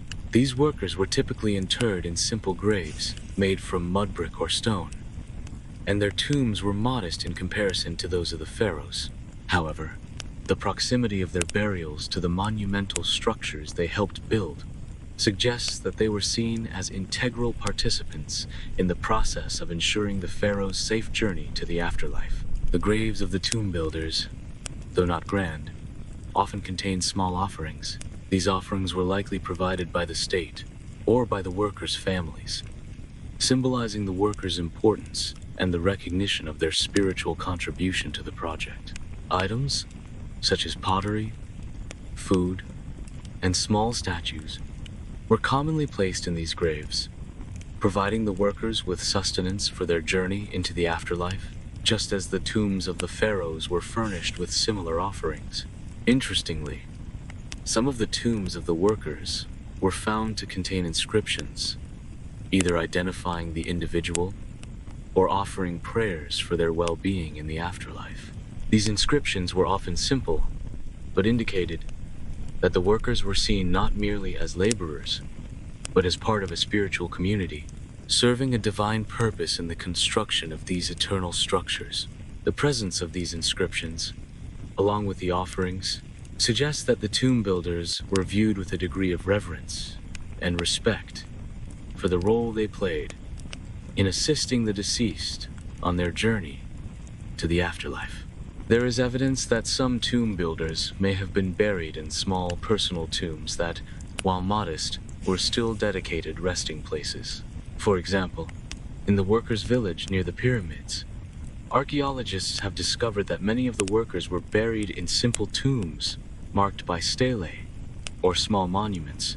These tombs, while not as elaborate as those of the elite, were still reflective of the importance of the individual and the role they played in the grand project of building the tombs. The burial practices of the tomb builders also suggest that, in certain cases, their graves may have been deliberately located near the tombs of the pharaohs or other important figures.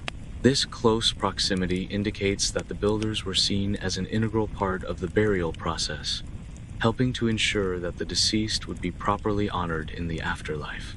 It is possible that some of the senior craftsmen or master builders, who were particularly influential in the design and construction of the tombs, may have been granted slightly more elaborate graves, though these would still be humble in comparison to the royal tombs.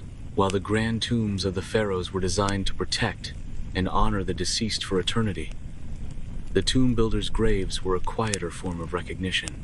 The workers' resting places were often simple, but placed in positions of significance, close to the monumental structures they helped create. The act of burial itself, along with the inclusion of offerings and inscriptions, reflects a spiritual acknowledgement of their work. These individuals were not just workers, they were seen as servants of the divine, their labor playing a critical role in ensuring the eternal rest of Egypt's most powerful individuals. The possibility of tomb builders being honored in their own tombs, though modest, underscores the spiritual and cultural value placed on their labor. They were not forgotten once their task was completed, and their final resting places were seen as part of the sacred process of tomb construction. Even in death, their connection to the great tombs they built continued, as their bodies were laid to rest near the very monuments that would stand as symbols of Egypt's eternal legacy. This sense of spiritual continuity and honor was integral to the workers' understanding of their role in the grand scheme of the afterlife. As you reflect on the burial of these workers, think of the quiet dignity in their final resting places. Though their tombs were not as grand as those of the pharaohs, they were still part of the sacred space surrounding the tombs of the elite. Their labor, honored through small offerings and inscriptions, ensured that they would not be forgotten, and their souls, like the pharaohs they served, would be connected to the eternal journey of the afterlife. The relationship between the tomb builders and the pharaohs of ancient Egypt was one marked by a complex blend of respect, spiritual duty, and hierarchical separation. While the tomb builders were crucial to the construction of the monumental burial sites that would house the pharaohs and the elite, they were far removed from the world of the pharaohs themselves, who were regarded as divine beings. Yet, the workers' role in ensuring the safe journey of the pharaoh's soul to the afterlife elevated their importance in the grand scheme of Egyptian society. Pharaohs, as the living gods and supreme rulers of Egypt, were seen as divine figures, whose lives and deaths were intrinsically connected to the cosmic order. The tomb builders, although not part of the elite, were still seen as fulfilling a sacred role in the pharaoh's journey to the afterlife. They were responsible for creating the tombs that would house the pharaoh's spirit after death, ensuring the pharaoh's soul could ascend to the heavens and join the gods. This spiritual connection, the belief that the workers were part of the divine task of ensuring the pharaoh's eternal life, elevated the workers beyond mere laborers. Despite this, the social distance between the workers and the pharaohs was vast. The tomb builders were viewed as essential to the process of constructing the tombs, but they were not part of the royal court or elite circles. The pharaohs likely viewed them as valuable tools in the construction of their eternal resting places, but they were still distinct from the aristocracy and ruling class. The builders did not have the wealth or power that the pharaohs enjoyed, and their lives were rooted in humble, functional roles, performing the physical labor that made the construction of monumental tombs possible. However, there is evidence to suggest that the pharaohs did respect the tomb builders, particularly for the level of devotion and skill they brought to their work. The tomb builders were not treated as expendable laborers, but rather as skilled craftsmen and workers with an essential role in the process of ensuring the pharaoh's immortality. This respect can be seen in the way they were fed, housed, and cared for during their work on the tombs. Worker villages, such as those uncovered near the pyramids at Giza, were well organized, providing workers with shelter, food, and sustenance. These villages were a reflection of the state's recognition of the workers' efforts and the understanding that their labor was vital to the success of the tomb construction. Moreover, archaeological evidence suggests that some tomb builders were honored in death for their work. Workers who helped build the pyramids and royal tombs were buried near these monumental structures. Though their graves were simple, they were often marked with inscriptions or offerings, signifying the respect afforded to them for their role in the divine act of tomb construction. This suggests that, while the pharaohs themselves may not have directly interacted with the builders, their contributions were acknowledged by the broader society and possibly even the royal administration. The spiritual connection between the workers and the pharaoh was also reinforced by the rituals and ceremonies that accompanied the tomb construction. These ceremonies, which involved prayers and offerings to the gods, emphasized the idea that the tomb builders were not simply laborers, but were participating in a divine process. Their work was seen as sacred as crucial to ensuring the safe passage of the pharaoh's soul to the afterlife. The workers, through their labor, were helping to secure the eternal life of the pharaoh, which gave their work a spiritual significance that elevated their status, even if only within the context of the tomb-building process. In terms of respect, it's important to note that the relationship between the tomb builders and the pharaohs was complex. While the workers were undoubtedly recognized for the spiritual importance of their work, the reality of their lives was still one of physical labor and social separation.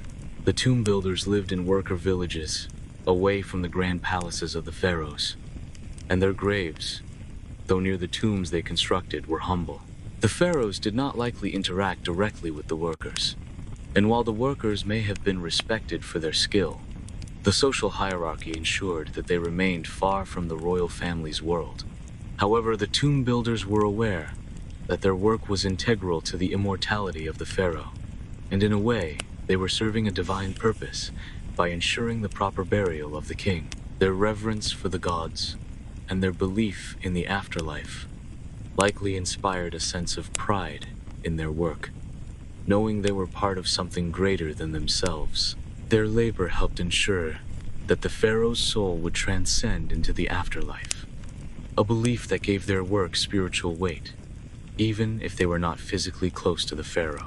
In essence, while the relationship between the pharaohs and their tomb builders was one of functional respect rather than personal camaraderie, it was still a sacred connection. The workers were seen as key players in the construction of the tombs that would protect and honor the pharaoh in the afterlife, and their role was acknowledged, albeit within the context of the rigid social and spiritual hierarchy of ancient Egypt. The builders were not simply ignored or disrespected. They were part of a greater spiritual mission, and their labor was honored by both the community and the divine forces they invoked through their work. The legacy of the tomb builders of ancient Egypt, though not always recognized in their time, has left an indelible mark on history and archaeology. These workers, many of whom remain anonymous in the historical record, were the architects of some of the most enduring and awe-inspiring monuments in the world.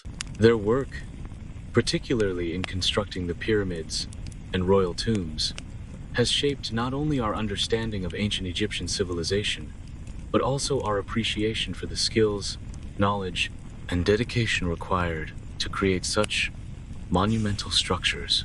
The enduring impact of their work is perhaps most visible in the pyramids of Giza and the royal tombs in the Valley of the Kings. These tombs, built to honor the pharaohs and other elites, continue to stand as symbols of ancient Egypt's power, religious beliefs, and architectural ingenuity. The Great Pyramid of Giza, one of the 7 wonders of the ancient world, is still the largest and most impressive stone structure ever built. It serves as a testament to the tomb builders' craftsmanship, innovation, and ability to execute complex engineering feats without the tools or technology we rely on today. The precision with which they align the pyramids with the stars and the cardinal directions reflects a deep understanding of astronomy and geometry, making their contributions significant not only to architecture, but to the advancement of human knowledge. For modern archaeologists, the tomb builders represent the heart of Egypt's monumental past. Excavations in the worker villages near the pyramids, such as the workers' village at Giza, have revealed fascinating insights into the lives of these laborers, their living conditions, and the structure of the workforce. Archaeologists have uncovered evidence of the workers' daily routines, their tools, and even their graves, which provide valuable information about their roles in the construction process. The discovery of their burial sites, often close to the tombs they helped build, underscores the idea that these workers were not just seen as laborers, but as participants in a divine and sacred endeavor.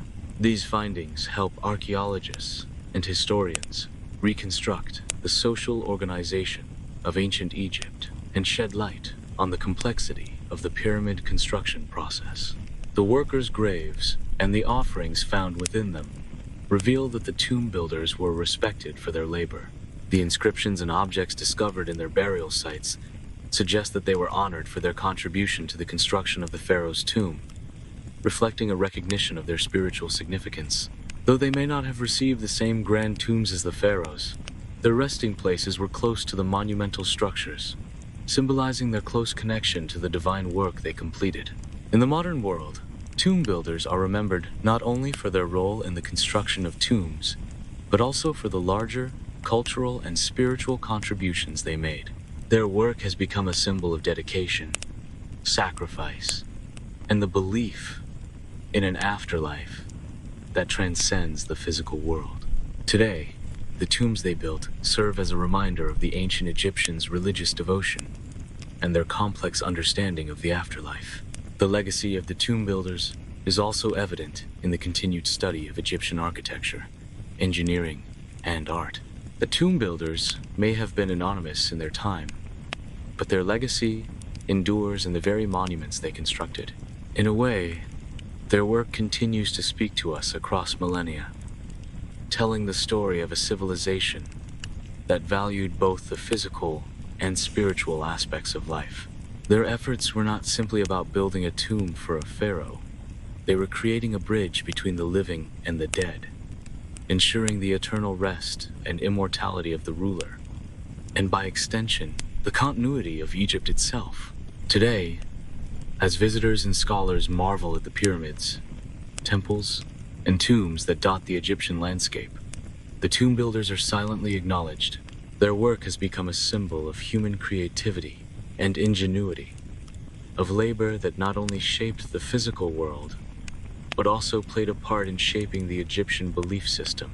While the names of the individual workers may be lost to history, their contributions are indelibly etched into the legacy of ancient Egypt, and their work continues to inspire awe and admiration today. The tomb builder's legacy is a reminder that behind every great monument, there are countless individual stories and lives that contributed to its creation. Their names may not be recorded in the annals of history, but their craftsmanship and dedication ensured the lasting power of the monuments they created. As modern audiences stand before the pyramids, marveling at their majesty, they are witnessing not just the work of kings and architects, but the quiet, steady hands of those who built them, the tomb builders whose legacy lives on, long after their work was completed. The discovery of the workers' cemeteries near the tombs and pyramids of ancient Egypt has been one of the most significant archaeological finds in understanding the lives of the tomb builders. These cemeteries, largely hidden for millennia, offer a fascinating glimpse into the lives of the men and women who dedicated their labor to constructing the monumental tombs of the pharaohs. What makes these discoveries even more remarkable is the insight they provide not just into the workers' physical conditions, but also their social organization, spiritual beliefs, and daily lives. The first major discovery of workers' cemeteries came in the early 20th century, with excavations at Giza. Archaeologists unearthed a series of burial sites located near the pyramids, particularly those of the Great Pyramid of Khufu. These cemeteries, though modest compared to those of the pharaohs, revealed that the tomb builders were buried with dignity and respect, suggesting that they were recognized for the essential work they did.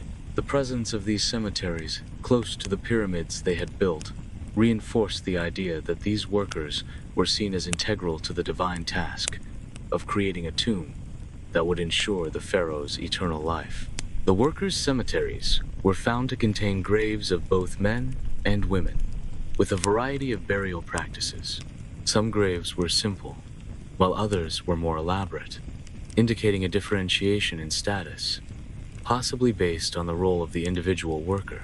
Archaeologists have found that the workers were buried in relatively modest tombs, often made from mud brick or stone, and marked with small stelae, stone slabs, or simple markers. Unlike the grand royal tombs, these graves were not built for display, but for the peaceful resting of those who had participated in the sacred task of tomb construction. What has been particularly insightful for archaeologists is what the burial offerings and grave goods reveal about the workers' lives.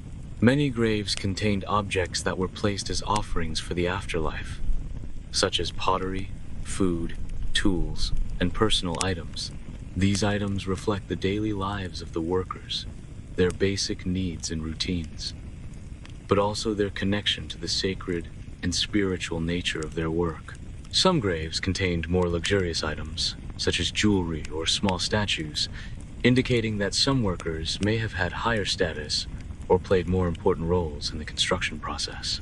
For instance, certain craftsmen or skilled workers, such as stonecutters or carvers, were likely afforded more substantial burials than the general laborers. One of the most important discoveries in these cemeteries was the identification of the burial of a high-ranking official or overseer. These findings have provided archaeologists with clues about the hierarchical structure of the labor force. It seems that while many workers were simply part of a large group working in harsh conditions, there were also supervisors and foremen who had a more prominent role in managing the construction process. These individuals likely lived in slightly better conditions and were buried with more prestigious items, reflecting their position within the workforce. Another significant aspect of the workers' cemeteries was the discovery of skeletal remains, which provided valuable information about the workers' health and physical toll. Analysis of the bones and teeth revealed that many of the workers suffered from arthritis, musculoskeletal stress, and physical injuries. The repetitive nature of the labor, carrying heavy stones, cutting into rock, and working in harsh conditions, left lasting marks on the workers' bodies. The evidence of physical strain and injury, combined with the relatively high incidence of disease, highlights the hardship these workers endured. However, the discovery of healed fractures and signs of medical care suggests that they were not entirely neglected, and in some cases, had access to basic medical treatments. What these cemeteries have taught us is that the tomb builders were not faceless laborers, but individuals with lives, families, and roles within a broader social system. They were a diverse group, including skilled workers, craftsmen, laborers, and overseers, all of whom contributed to the grand task of creating tombs for Egypt's elite. The evidence uncovered in these workers' cemeteries has provided archaeologists with a clearer picture of the economic, social, and spiritual organization behind the construction of Egypt's monumental tombs. From a broader perspective, the discovery of these cemeteries has shifted our understanding of ancient Egypt. While the grand tombs of the pharaohs were often the focus of historical records, the workers who created these monuments were largely overlooked. Today, however, these discoveries have allowed us to understand the importance of the workers and their connection to the spiritual and physical legacy of Egypt's most significant architectural feats. These workers were not just anonymous laborers, but part of a larger spiritual mission that sought to honor the deceased and ensure their safe passage into the afterlife. In a sense, the tomb builders' legacy is now preserved not only in the stone structures they left behind, but also in the graves that provide a window into their lives.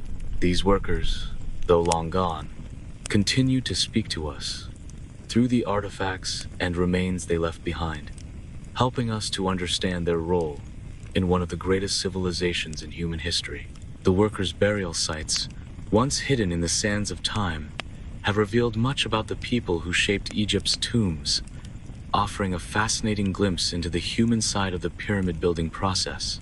The creation of art and decoration inside the tombs of ancient Egypt was not merely an aesthetic choice. It was an integral part of the tomb's spiritual function. While the tomb builders are often associated with the physical labor of constructing the tombs, they were also deeply involved in the artistic process that brought these burial chambers to life. The murals, carvings, and inscriptions that adorned the walls and chambers of the tombs were not just decorative elements.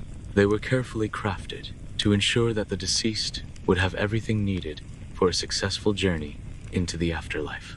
The involvement of the tomb builders in creating this sacred art highlights their significant role in the spiritual and cultural practices of ancient Egypt. The process of decorating a tomb was not an afterthought, but was part of the overall construction plan, carefully integrated into the work. Skilled craftsmen, many of whom were tomb builders themselves, would be tasked with carving detailed reliefs, painting vivid murals, and inscribing sacred texts that would line the walls of the tombs. These artistic endeavors were often completed once the structural framework of the tomb had been built, but they were a central component of the tomb's spiritual purpose. The workers, with their expertise in stone and craftsmanship, would execute these designs with precision, transforming the tomb into a ritual space designed to honor the deceased and guide them into the afterlife. The murals and carvings that filled the tombs were not just decorative. They were infused with spiritual meaning. They depicted a range of scenes, including the deceased's life, the rituals of the afterlife, and scenes meant to provide sustenance and protection for the soul in the journey beyond death. These images were considered essential for ensuring that the deceased would be able to navigate the challenges of the afterlife and enjoy an eternal existence among the gods. The depiction of the deceased in a comfortable afterlife, surrounded by offerings, attendants, and the protection of the gods, was a critical element of the tomb's function as a safe haven for the soul. One of the most significant elements of tomb art was the carvings and reliefs that portrayed the deceased engaging in daily activities or participating in religious rituals. These images were meant to create a paradigm of the afterlife, a world in which the deceased could continue to live as they had in life. The scenes depicted the deceased partaking in feasts, hunting, and receiving offerings from family members, These were not just representations of everyday life. They were ritual depictions designed to ensure that the deceased would have access to the same comforts and pleasures in the afterlife as they had during their life on Earth. The act of depicting these scenes in relief on the tomb walls was a way of invoking the necessary forces to make these offerings and experiences a reality for the deceased soul. The hieroglyphs and inscriptions that accompanied these images were equally important in the tomb's function. These inscriptions often contained spells, prayers, and texts that were believed to provide magical protection to the deceased and guide them on their journey.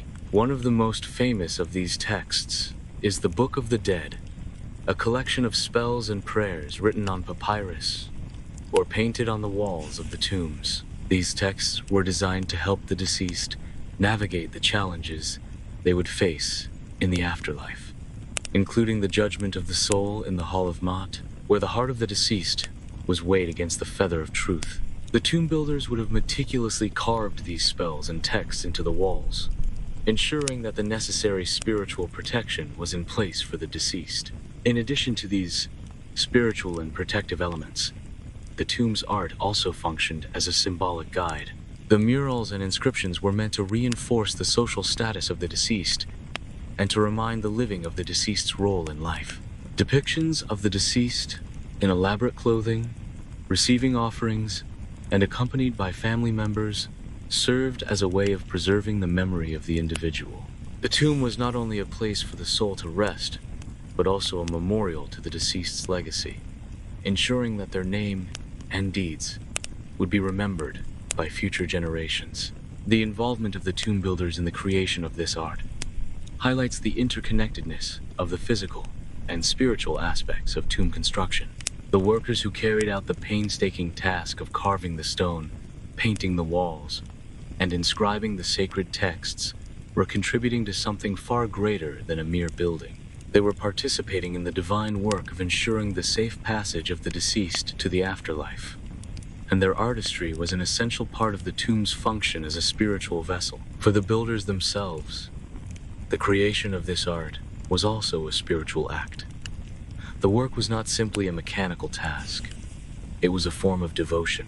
The careful attention to detail, the depiction of the afterlife, and the dedication to ensuring the deceased's well-being in the next world were seen as acts of respect and spiritual service. The tomb builders understood that their work, whether it was the physical construction of the tomb or the artistic adornment of its walls, was a sacred duty. It was their craftsmanship that made the tomb a suitable place for the deceased soul to rest, and it was through their hands that the spiritual journey of the pharaohs and nobles would be completed.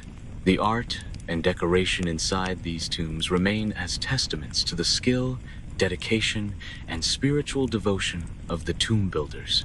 Today, the vivid colors of the murals, the intricate carvings, and the carefully inscribed texts continue to provide insight into the religious beliefs, social structures, and daily life of ancient Egypt. The tomb builders, through their work, have left behind a rich legacy that connects the past to the present.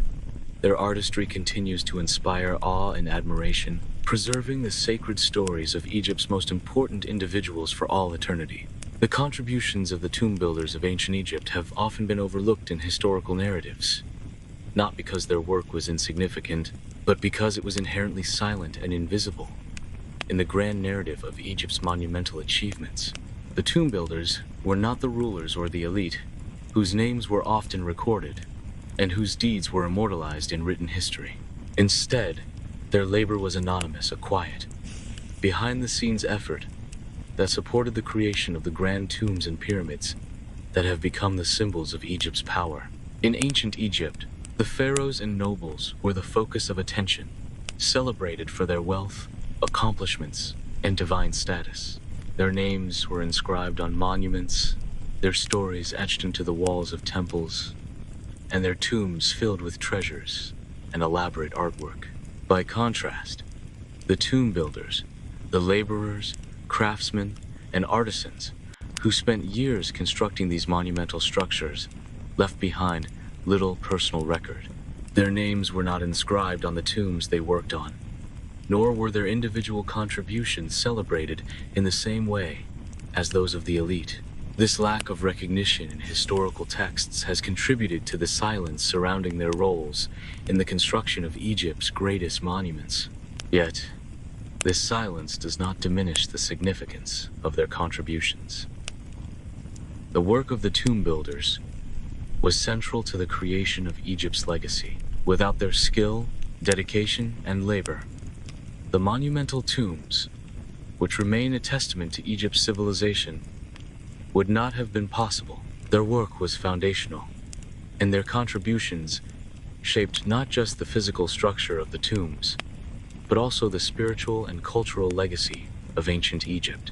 In the grand scheme of Egyptian history, the tomb builders may have been invisible, but their work was absolutely essential to the eternal preservation of the pharaohs and the entire belief system surrounding the afterlife.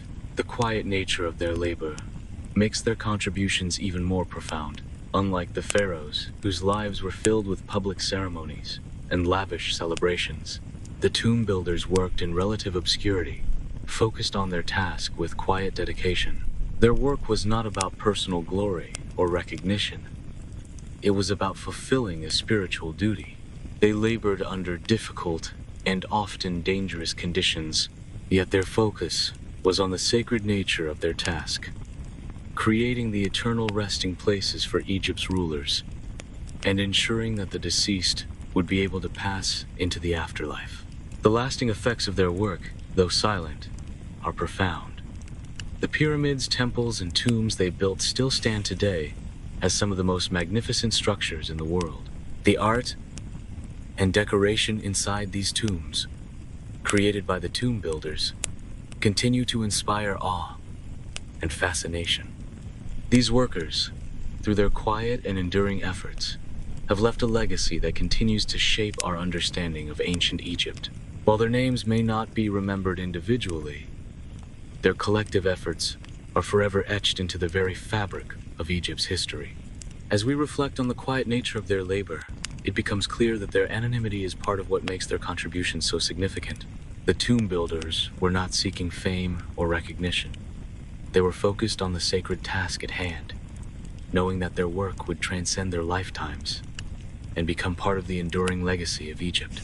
Their labor, though humble in its presentation, was an offering to the gods, a spiritual act that connected the living with the divine. The lasting impact of their work can be seen in the way the tombs they constructed have survived for thousands of years, standing as monumental symbols of Egypt's religious beliefs, architectural genius, and cultural legacy. Today, as we marvel at the pyramids and tombs, we are not just admiring the work of the pharaohs and the architects. We are also witnessing the quiet strength of the tomb builders, whose hands shaped these structures. Their work continues to echo across time, and their contributions, though often overlooked, are an integral part of the timeless story of ancient Egypt. In the end, the silence of their labor speaks volumes. The tomb builders' work was not done for recognition, but for the fulfillment of a sacred purpose. Their selfless dedication has left behind a legacy that continues to inform and inspire. The silent, steady hands of these workers have ensured that Egypt's greatest monuments remain as eternal testaments to a civilization that valued both the physical and spiritual aspects of life. As we reflect on their quiet labor, we come to understand that their anonymity only enhances the profound impact of their contributions. The social status of tomb builders in ancient Egyptian society was complex. While these workers played a critical role in the construction of Egypt's most monumental and sacred structures, their place in the social hierarchy was distinct from that of the pharaohs, priests, and nobility. Tomb builders, though highly skilled and essential to the nation's spiritual and architectural legacy, were generally considered part of the lower to middle classes in the Egyptian social structure. Their status was, however, not defined by wealth or political power, but by their role in the sacred task of ensuring the pharaoh's safe passage to the afterlife. Despite being at the bottom of the social hierarchy compared to the elite, tomb builders had a vital function within the kingdom, and their work was deeply respected in religious terms. Their labor was viewed as both a practical necessity and a divine service, as they were tasked with creating the final resting places for Egypt's rulers and ensuring their successful journey into the afterlife. While they were not afforded the wealth and privileges of the elite, they were recognized as important participants in a cosmic and spiritual project. This recognition was not often reflected in material wealth, but was expressed through other means, such as the organization of worker villages and the provision of food and shelter during the construction process. In terms of how tomb builders were viewed by others in their communities, their roles were often mixed. The public's perception of these workers would have depended largely on their social class, profession, and the community in which they lived. Workers were often seen as part of a collective, a group of laborers with a shared purpose. Among the lower classes, the tomb builders might have been seen with a degree of respect for their specialized skills and the important work they did, though they would not have enjoyed the same level of respect as priests or noble families. In contrast, those outside the tomb-building communities, especially those in more elite circles, would likely have seen these workers as necessary, but still part of the lower rungs of society. The builders of tombs for the pharaohs may have been seen as elevated by the spiritual significance of their work, but their social status would not have been equated with that of the high-ranking officials, priests, or members of the royal family. In a society so strongly structured by class and status, social mobility for tomb builders was limited. They were, in many ways, defined by the labor they performed rather than by their personal achievements or status in the broader society. However, skilled artisans and foremen who held specialized roles in the construction process would likely have had a slightly higher status than the general laborers. These individuals often had more training and were seen as experts in their crafts, whether in stone carving, masonry, or the decoration of tombs. Their work required greater artistic and technical skills, and they may have been viewed with more respect by their peers, though still far from the elite classes. Despite the somewhat low status of the tomb builders, there was likely a degree of pride in their work. Many of these workers were deeply aware of the spiritual importance of their labor. They understood that they were not simply constructing physical spaces, but were contributing to a divine project, ensuring the successful journey of the pharaohs and other important figures into the afterlife. The tomb builders' work was seen as sacred, and their role in the religious and spiritual fabric of Egyptian society would have contributed to a sense of dignity and purpose. In fact, evidence from worker villages, such as those found at Giza, suggests that the workers' communities were well organized and had a sense of shared identity and camaraderie. Within their own communities, tomb builders would have been viewed as crucial contributors to the overall prosperity and spiritual well-being of Egypt. Their labor ensured the construction of the tombs that were the spiritual backbone of Egyptian society, facilitating the afterlife of the gods and pharaohs. It's possible that in these small communities, especially in the worker villages, tomb builders were respected as important members, honored for their skills and their devotion to their sacred task. The tomb builder's legacy within Egyptian society reflects the complexity of their social position. While they did not enjoy the wealth or recognition of the elite, they held a spiritual and practical importance that elevated their work above simple labor. Their contributions were essential to the construction of Egypt's eternal monuments, and their labor played a key role in shaping Egypt's cultural and religious identity. In modern times, as we learn more about the lives of these workers through archaeological discoveries, we are able to acknowledge and appreciate their invaluable role in Egypt's history. The workers' villages and burial sites found near the pyramids provide insight into their daily lives, revealing that these workers were not faceless laborers, but were part of a vibrant community. In this way, we can better understand their social position and the respect they earned for their labor, both during their lives and in their lasting legacy. Today, the contributions of these tomb builders are recognized as a vital part of the eternal heritage of ancient Egypt, and their role in society is seen as essential to the creation of Egypt's most lasting monuments. The family structure of tomb builders in ancient Egypt was an essential part of their lives, and the work itself was often a shared, generational endeavor. While the tomb builders were primarily seen as laborers, their lives were not solely defined by the physical work they performed on the tombs of the pharaohs and the elite. Family life, community, and the passing of knowledge through generations were integral to their work and their identity within Egyptian society. Many of the tomb builders were families living together in organized communities near the tomb construction sites.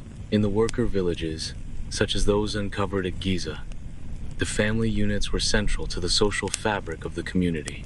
The workers' homes, though modest and simple, were often shared by extended families, with multiple generations living together in the same household.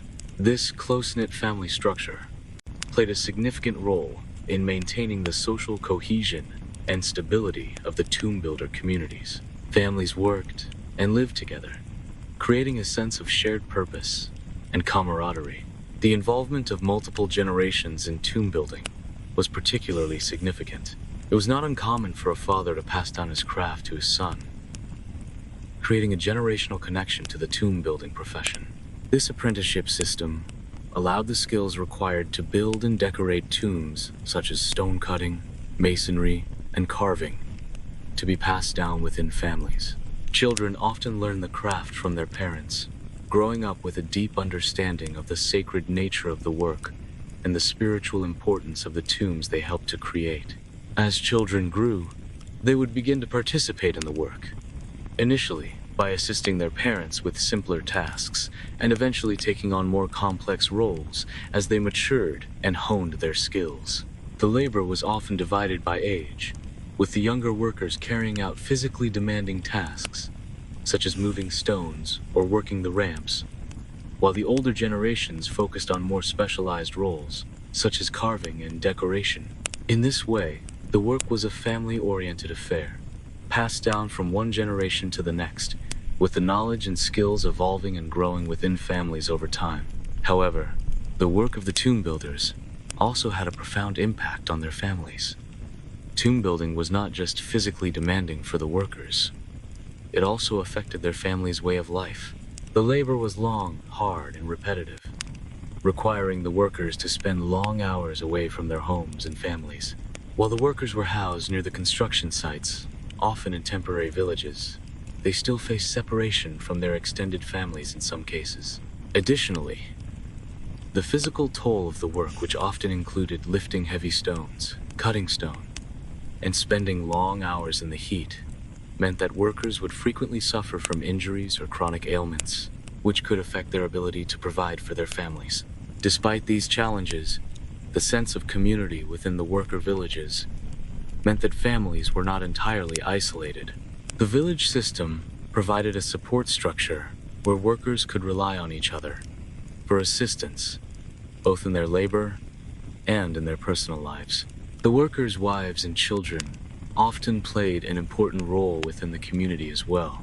Women, while not typically involved in the actual construction of the tombs, might have worked in the village by managing households, preparing meals, and helping with the provisioning of the workers. Children, from a young age, would begin to understand the significance of the tomb building process, even if they did not directly participate in the physical work, creating a culture centered around the tombs and their spiritual significance. For the families of the tomb builders, the legacy of the work was not just a matter of material compensation, but also of spiritual and cultural importance. The family's role in constructing a pharaoh's tomb, or a royal burial site, was seen as a sacred duty, and this belief would have been passed down through generations. Children of tomb builders would grow up knowing that their family was part of something much greater than daily life. They were part of a divine process that connected the living with the gods, the afterlife, and the very core of Egyptian spiritual beliefs. This generational involvement created a shared identity within the tomb-building families, uniting them around the idea that their work had eternal significance. In many cases, the tomb builders' children would grow up to take on similar roles in other monumental tomb-building projects. They would carry on their family's craftsmanship, working alongside their fathers, uncles, and grandfathers, preserving the family's tradition of labor and skill. This continuity was not just a reflection of family pride, but also a manifestation of Egypt's cultural values, where craftsmanship and spirituality were deeply intertwined. The family-oriented nature of tomb building also meant that there was a strong sense of identity and pride among the workers. These families were not merely performing a job. They were honoring the gods and helping to ensure the immortality of Egypt's rulers. The work, passed down through the generations, was a source of pride, as it was an essential part of Egyptian religious life.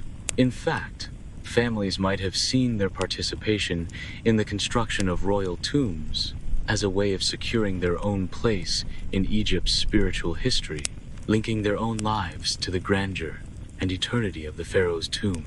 Thus, the work of the tomb builders was deeply rooted in family structure and generational involvement. Their labor was passed down from father to son, with the belief that their work was integral to the continuation of life after death. Families lived and worked together, contributing to the creation of some of the world's most enduring monuments. Despite the physical toll that tomb building took on them, the tomb builders' families formed the backbone of ancient Egyptian labor, weaving their daily lives into the very fabric of Egypt's spiritual and architectural legacy. The tomb builders of ancient Egypt were not merely laborers tasked with moving stone. They were highly skilled artisans whose craftsmanship played a crucial role in the creation of the monumental tombs that have come to symbolize the grandeur of ancient Egyptian civilization. Their work required immense precision, attention to detail, and a deep understanding of both the physical and spiritual significance of the tombs they built. These craftsmen, often working in the shadows of the ruling elite, transformed raw materials into sacred spaces that would endure for millennia. One of the most remarkable aspects of tomb construction was the attention to detail that the builders applied to every aspect of their work. Every stone, every relief, and every inscription was carefully crafted to serve not only a practical purpose, but a spiritual one. For the Egyptians, the tomb was not just a burial site, but a sacred space where the soul of the deceased would journey into the afterlife. The tomb's design and decoration were meant to protect the soul and ensure its safe passage to eternity. This belief infused every part of the construction process, and the workers who built the tombs did so with a deep sense of reverence and precision. The precision with which the stones were cut and placed is particularly impressive. The tombs, especially the pyramids, were built with remarkable accuracy, each stone fitting into place with minimal gaps. The Great Pyramid of Giza, for example, was originally made of 2.3 million stone blocks, each one carefully quarried, transported, and placed. The workers who shaped these stones did so with copper tools, which were not nearly as advanced as the materials we use today. Yet, through ingenuity and careful craftsmanship, they achieved a level of precision that allowed the stones to fit together with such tightness that even today, thousands of years later, the stones remain in place with very little movement. The pyramid's sides were also aligned to the cardinal directions with incredible accuracy, which required a deep understanding of astronomy and geometry. The craftsmanship involved in carving and decorating the tombs was just as precise. The walls of the tombs were adorned with intricate carvings, hieroglyphs, and murals that told the life story of the deceased, depicted scenes of daily life, and depicted the religious rituals necessary for the journey to the afterlife. These decorations were not mere ornamentation, but served a spiritual purpose, guiding the soul through the challenges it would face in the afterlife. The workers who carved these images did so with meticulous care, creating scenes that were not only beautiful, but imbued with meaning. The use of gold leaf and bright pigments made these images vivid, ensuring that the tomb would stand as a lasting spiritual vessel for the deceased. The fineness of the artwork also extended to the craftsmanship of the statues, the furniture, and the burial goods placed within the tomb.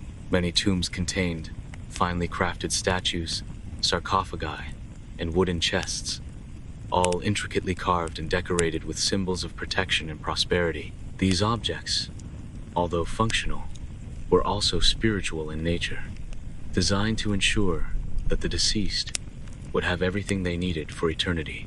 The tomb builders' attention to detail in creating these objects ensured that they would not only serve the deceased in the afterlife, but also endure for generations, preserving the memory of the individual and the culture. In addition to stone carving, the tomb builders were skilled in working with a variety of materials, including wood, alabaster, bronze, and ivory. Each material had its own challenges, and the craftsmen had to adjust their techniques to work with the specific properties of each one.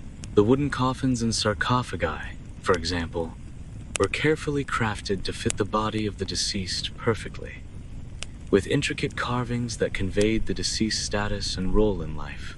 The use of bronze tools for finer details further demonstrates the versatility and skill of the craftsman. Craftsmanship, therefore, played a crucial role in the creation of lasting legacies for the deceased. The tombs were designed not just to honor the pharaoh or noble, but to preserve their memory for eternity. The attention to detail in the construction, carving, and decoration of the tombs ensured that they would endure for thousands of years, becoming timeless symbols of Egypt's cultural and spiritual beliefs. The workers who crafted these tombs did so with a deep understanding of their role in history. They knew that their work, though silent and often anonymous, would contribute to a legacy that would live on long after their own lifetimes.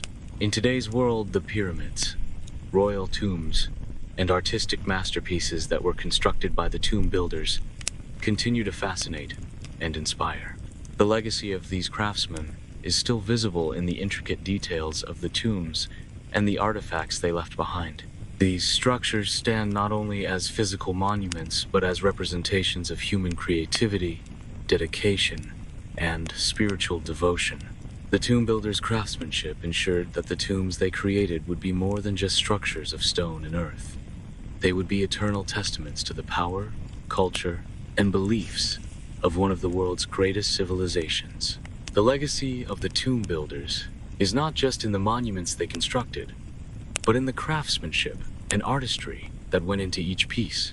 Their work continues to be admired not only for its technical precision, but also for its spiritual significance, as it has helped preserve the stories of ancient Egypt for millennia. The tomb builders, though often forgotten in the annals of history, are remembered through the lasting beauty and precision of their craft, which continues to stand the test of time. The seasonal nature of tomb building in ancient Egypt was deeply intertwined with the rhythms of the Nile River and the agricultural calendar. The Nile's annual flooding played a critical role in determining when tomb construction would reach its peak, while the climate had a significant impact on both the timing of labor and the techniques used to ensure that construction continued despite the extreme conditions. The ancient Egyptian agricultural calendar dictated the most active period for tomb building. Egypt's farmers relied heavily on the flooding of the Nile, which deposited rich silt across the land, replenishing the soil and making it suitable for planting crops. This annual flooding, which typically occurred between July and November, rendered large portions of the land unworkable for farming.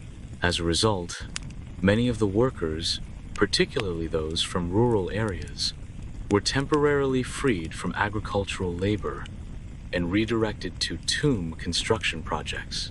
During the flooding season, when their usual agricultural work could not be performed, workers would turn to the tomb sites, where they would participate in the construction of the pharaoh's tombs or other royal burial sites. This period marked the height of activity in terms of labor, as the workers, both skilled craftsmen and laborers, would dedicate the cooler months to the most physically demanding tasks, such as transporting and positioning massive stone blocks, carving reliefs, and creating intricate art and inscriptions.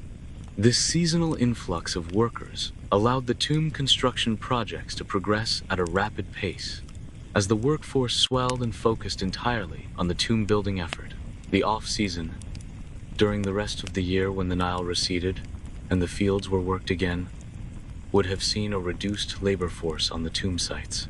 The focus would shift to less strenuous tasks, such as finer artistic work, including the detailed carving of hieroglyphs, the painting of murals, and the crafting of tomb furniture and burial goods. The workers would return to their fields to tend crops, ensuring the survival of their families and the continued functioning of the economy. During this time, construction on the tombs would likely slow, as fewer laborers would be available. Nonetheless, the skilled craftsmen, including architects and foremen, would continue their work on the tombs, overseeing the meticulous tasks that required less physical labor. The Egyptian climate, which is characterized by extreme heat and dryness, also played a significant role in the rhythm of tomb construction. The summer months, when temperatures often soared above 40 Dufour C, 104 Dufour F, could be grueling for the workers.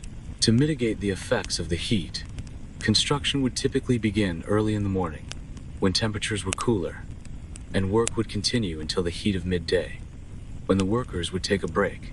During the hottest parts of the day, it is likely that the workers rested in the shade, consuming water and beer to keep hydrated and cool, before resuming their labor in the late afternoon, when the temperatures began to drop. The dryness of the Egyptian climate also meant that the construction materials, especially the stones used for the tombs, were much more easily worked in the dry season. The limestone and granite used for building the tombs were easier to quarry and carve when dry, as the stone would not absorb moisture that might otherwise make it more difficult to work. The lack of rain and humidity meant that the tombs could be built with relative stability, as the materials would not swell or warp from moisture exposure. However, the extreme heat and dry conditions created challenges in terms of worker safety. The physical strain of working in such a harsh environment, combined with the need for sufficient hydration, meant that great care had to be taken to manage the health of the workers, especially during the hotter months. In addition, the flooding of the Nile had an important impact on the transportation of materials. During the flood season, the river acted as a natural highway, allowing the workers to transport the massive stone blocks used in tomb construction. Large stones, especially those used for the burial chamber and interior walls, were often quarried from distant locations, such as Aswan for granite or Tura for limestone. The flooding of the Nile allowed these stones to be floated on barges downriver to the construction sites, where they could be unloaded and moved to their designated places. This seasonal flooding was essential in facilitating the movement of materials, ensuring that the tomb builders had the necessary resources to complete their tasks. Once the water level receded, transportation by land would resume, using sledges and ramps to move stones across the desert to their final locations. The impact of the climate also extended to the materials used in the construction process. The dry heat made it easier to work with materials such as limestone, which would become softer and easier to carve under such conditions. The stones would not absorb moisture, which could have caused complications in the shaping and fitting of the massive stone blocks. Similarly, the hot, dry air helped preserve the art and decoration inside the tombs. The vibrant colors of the murals, which depicted scenes of the deceased's journey to the afterlife, would have been protected by the arid climate, allowing the images to remain vivid and intact for centuries. In conclusion, the seasonal nature of tomb building in ancient Egypt, influenced heavily by the flooding of the Nile and the extreme climate, shaped both the timing of construction and the techniques used. The work was organized in a way that leveraged the flooding period for the heaviest labor, while the cooler, drier months focused more on intricate and artistic tasks. The Nile's seasonal flooding facilitated the movement of materials, while the extreme heat of the summer months created challenges that the workers had to manage through carefully coordinated work hours and breaks. Despite the harsh conditions, the tomb builders' resilience and ingenuity allowed them to create some of the most enduring and iconic structures in human history. Their work preserved by the very climate that had once made it so difficult. The golden age of tomb builders in ancient Egypt, which saw the construction of some of the most remarkable tombs and pyramids in human history, gradually came to an end as Egypt's society and political landscape evolved. This decline was influenced by a variety of factors, including changes in the political climate, economic conditions, and shifts in religious beliefs. As Egypt moved into the later periods of its history, particularly during the New Kingdom's decline and the Third Intermediate Period, tomb-building activities began to shift, moving from grand, monumental constructions to more modest, less elaborate burial practices. In the earlier periods of Egypt's history, particularly during the Old Kingdom and Middle Kingdom, tombs for pharaohs and elites were monumental, designed to reflect their divine status and ensure their immortality. These grand tombs, such as the pyramids of Giza, were crafted with the help of a vast workforce of tomb builders who spent years working on these awe-inspiring structures. These tombs were not only tombs but served as statements of power, showcasing the wealth, divine status, and eternal nature of the rulers and elite.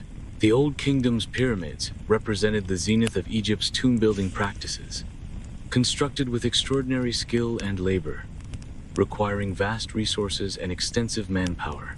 Tomb builders, whose lives and skills were intimately tied to the construction of these royal tombs, flourished during this period. However, by the time of the First Intermediate Period and Middle Kingdom, Egypt's central authority began to wane, and political instability had a significant impact on the scale and complexity of tomb construction. The decline of the Old Kingdom brought a fragmentation of power across the country, with regional rulers known as nomarchs controlling different parts of Egypt. This decentralization meant that the grand, state-sponsored tomb projects became less common, as power was no longer concentrated in the hands of a single ruler, and the lavish resources once allocated for monumental tombs were no longer available. While the Middle Kingdom saw some revival in grand tomb construction, it was nothing compared to the monumental scale of the Old Kingdom pyramids. The most profound change in tomb construction came during the New Kingdom. This period, which is often considered the height of Egyptian civilization, saw the construction of elaborate tombs for the pharaohs and high-ranking officials in the Valley of the Kings, a remote burial site away from the traditional pyramid burial grounds. These tombs were rock-cut rather than built with large stone blocks, and while they were still adorned with impressive artwork and inscriptions, they were far less visible and monumental than the pyramids of the Old Kingdom. The shift from pyramids to rock-cut tombs reflected a number of changes, including both economic limitations and religious shifts. The move away from pyramid construction can also be attributed to practical considerations. Pyramids required massive amounts of resources, labor, materials, and money, and as Egypt's economy faced challenges, the ability to sustain such massive projects became increasingly difficult. The cost of building large-scale pyramids, along with the political instability that followed the reign of powerful rulers, led to a change in priorities. Pharaohs and elites began to opt for less expensive alternatives that still maintained the spiritual significance of the tomb, but required fewer resources. The tombs of the Valley of the Kings were not as visible, but they were rich with symbolism and spiritual significance, reflecting the Egyptian belief in the afterlife and the journey of the soul, but in a way that was less costly and easier to maintain. The Third Intermediate Period and Late Period saw further reductions in the scale and complexity of tombs. The elaborate burial practices of earlier times gave way to simpler tombs, often carved into rock or built in less accessible areas. The economic pressures of maintaining grand burial sites, along with the decreasing power of Egypt's rulers and the rise of foreign invasions, made it increasingly difficult to fund the grand tomb projects of the past. Pharaohs and elites, who could no longer afford the vast resources required for pyramid construction, began to adapt their burial practices, creating more modest tombs that were still filled with offerings, but not on the grand scale of earlier periods. In addition to these economic factors, changes in religious beliefs played a role in the shift towards simpler tombs. By the late period, Egypt had undergone significant changes in its religious practices, and the afterlife was no longer exclusively associated with the royal burial tradition that demanded grandiose tombs. The rise of Osiris, the god of the afterlife, and the increasing popularity of the Book of the Dead, which promised eternal life for all Egyptians, led to the construction of tombs for not just royalty, but for commoners as well. These tombs were simpler, but still intended to ensure the deceased's safe journey into the afterlife. While the golden age of tomb builders, particularly the era of Grand Pyramid construction, came to an end due to political, economic, and religious shifts, the legacy of the tomb builders' craftsmanship endures. The art, precision, and spiritual significance of the tombs they created continue to influence our understanding of ancient Egypt. The decline of monumental tomb construction does not diminish the skill and devotion of the tomb builders, but rather reflects the changing needs and priorities of Egyptian society. The move toward more economical tombs in the later periods still carried immense spiritual significance. These simpler tombs, though less elaborate, continued to reflect the Egyptians' belief in the afterlife and their desire to honor the deceased. Even as Egypt's tomb-building tradition evolved, the role of the tomb builders remained integral to their labor. Whether on a grand pyramid or a smaller tomb, was still a sacred offering, ensuring that the deceased would be cared for in the afterlife. In the end, the decline of the golden age of tomb builders marks the end of an era of monumental tomb construction, but it also highlights the adaptability of Egypt's religious and architectural practices in the face of changing circumstances. Though the grand pyramids and elaborate tombs of the Old and Middle Kingdoms gave way to more economical solutions, the legacy of the tomb builders remains, embedded in the very stone of Egypt's enduring monuments. In modern society, the perception of the tomb builders of ancient Egypt has evolved from that of anonymous laborers to highly respected artisans whose work is central to the grandeur of one of the world's most enduring civilizations. For centuries, the tomb builders were largely overlooked in favor of the pharaohs and the elite whose tombs they constructed. However, as modern archaeology has uncovered more about their lives, their craftsmanship, and their spiritual significance, tomb builders are now recognized as essential contributors to the cultural and architectural heritage of ancient Egypt. Modern perceptions of tomb builders have shifted significantly, particularly with the discovery of workers' villages and graves near the pyramid sites, such as those at Giza. Archaeologists have unearthed evidence of the tomb builders' lives, revealing that many of these workers were not slaves, as commonly thought, but were rather skilled laborers, artisans, and craftsmen who worked in organized communities. These discoveries have led to a new understanding of the tomb builders as part of a larger system of spiritual devotion and craftsmanship, rather than mere manual laborers. Their roles were seen as part of the sacred task of honoring the deceased and ensuring their safe passage into the afterlife. In contemporary Egypt, the tomb builders are increasingly recognized for the dignity and spiritual significance of their work. While their names may not have been recorded in the ancient texts, modern Egyptians now view the tomb builders as pioneers of craftsmanship, whose labor contributed to the immortal legacy of their civilization. This shift in recognition can be attributed to the efforts of archaeologists and historians who have worked to shed light on the lives of these workers, revealing the significant role they played in Egypt's cultural history. By acknowledging their contributions, modern Egypt has come to appreciate these individuals as artists and laborers whose skill and devotion are integral to the understanding of ancient Egyptian culture. In contemporary Egyptian culture, the tomb builders' work is also celebrated through tourism. Egypt's monuments, including the pyramids, temples, and tombs, continue to be major tourist attractions, drawing millions of visitors each year. As tourists flock to Giza, Luxor, and other archaeological sites, the role of the tomb builders is often highlighted as part of the narrative surrounding the construction of these monumental structures.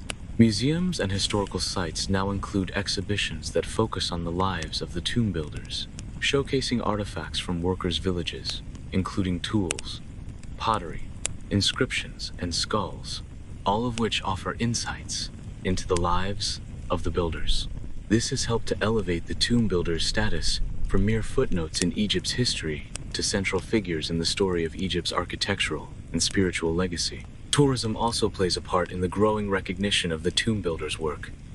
Guided tours of the Valley of the Kings and Giza pyramids often mention the role of the laborers who constructed these monumental tombs. In some cases, local guides and historians speak directly about the craftsmanship involved, emphasizing that the pyramids, tombs, and reliefs were not simply the products of royalty and architects, but the result of dedicated labor by skilled artisans. This approach has helped tourists and the general public appreciate the full scope of the work involved in creating these timeless monuments. In addition to this, modern archaeology has introduced us to the lives of these workers through more than just material culture. Advances in DNA analysis and forensic studies of remains found in workers' cemeteries have helped uncover information about the family life, health, and lifestyle of the tomb builders. Some of the remains and burial sites suggest that the tomb builders were well cared for in life, with evidence of basic medical care, and were often buried with offerings, reflecting the respect they garnered for their work. These discoveries highlight that the tomb builders' contributions were not only physically demanding, but also respected by the Egyptian society that relied on them to create the resting places of the pharaohs. Today, the tomb builders are also celebrated in popular media and academic circles. Documentaries, books, and scholarly articles have increasingly focused on the lives of these workers, telling their stories through the lens of social history. By emphasizing the craftsmanship, social organization, and spiritual devotion of the workers, these modern narratives have helped to reshape the way the tomb builders are viewed. They are no longer seen as faceless laborers, but as integral figures in the creation of Egypt's most iconic monuments. Ultimately, modern society recognizes that the legacy of the tomb builders is more than just the physical tombs they constructed. The true measure of their importance lies in the lasting spiritual and cultural significance of their work. The tomb builders were not merely the architects of the tombs and pyramids. They were the creators of Egypt's eternal legacy, crafting sacred spaces that would preserve the pharaohs and other important individuals for eternity. Today, these workers are appreciated not only as skilled laborers, but as artists, whose work continues to inspire awe and respect in people around the world. Through archaeology, education, and tourism, their legacy is being honored, ensuring that the silent laborers of Egypt's great monuments will be remembered for generations to come. Tomb builders, despite their monumental contributions to the creation of Egypt's greatest structures, have often been depicted in popular culture through a lens of mystery and misconception. While their work is critical to our understanding of ancient Egypt, they have frequently been portrayed as faceless, anonymous laborers, and in some cases, their roles have been oversimplified or distorted in films, documentaries, and literature. However, over time, there has been a shift in how they are represented, with a growing focus on their craftsmanship, social organization, and the spiritual significance of their labor.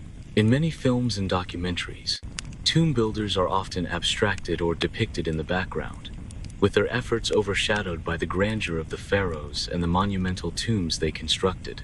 Historically, media representations have tended to focus more on the mystique of the tombs, particularly the pyramids and the Valley of the Kings, and the glamour of the royal burials, rather than the skilled, dedicated labor that went into building these structures. In films like The Prince of Egypt or The Mummy, the focus tends to be on the royalty and adventurous aspects of tombs and pyramids, with tomb builders rarely acknowledged, except perhaps as anonymous workers performing menial tasks. However, a few documentaries and academic films have taken a more nuanced approach in recent years, exploring the lives and roles of these workers.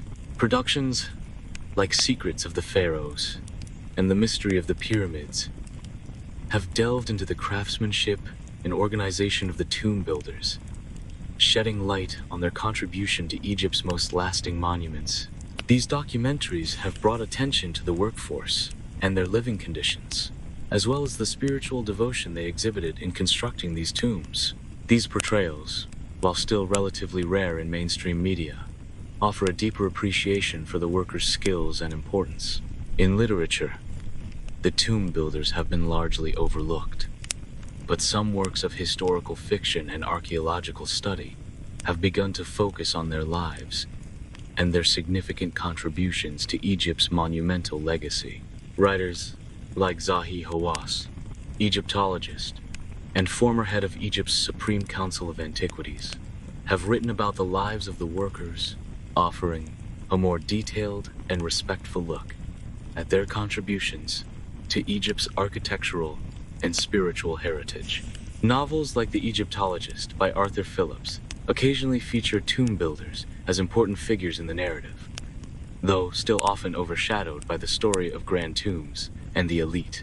While some efforts have been made to humanize the tomb builders, myths and misconceptions about their lives and work still pervade popular culture.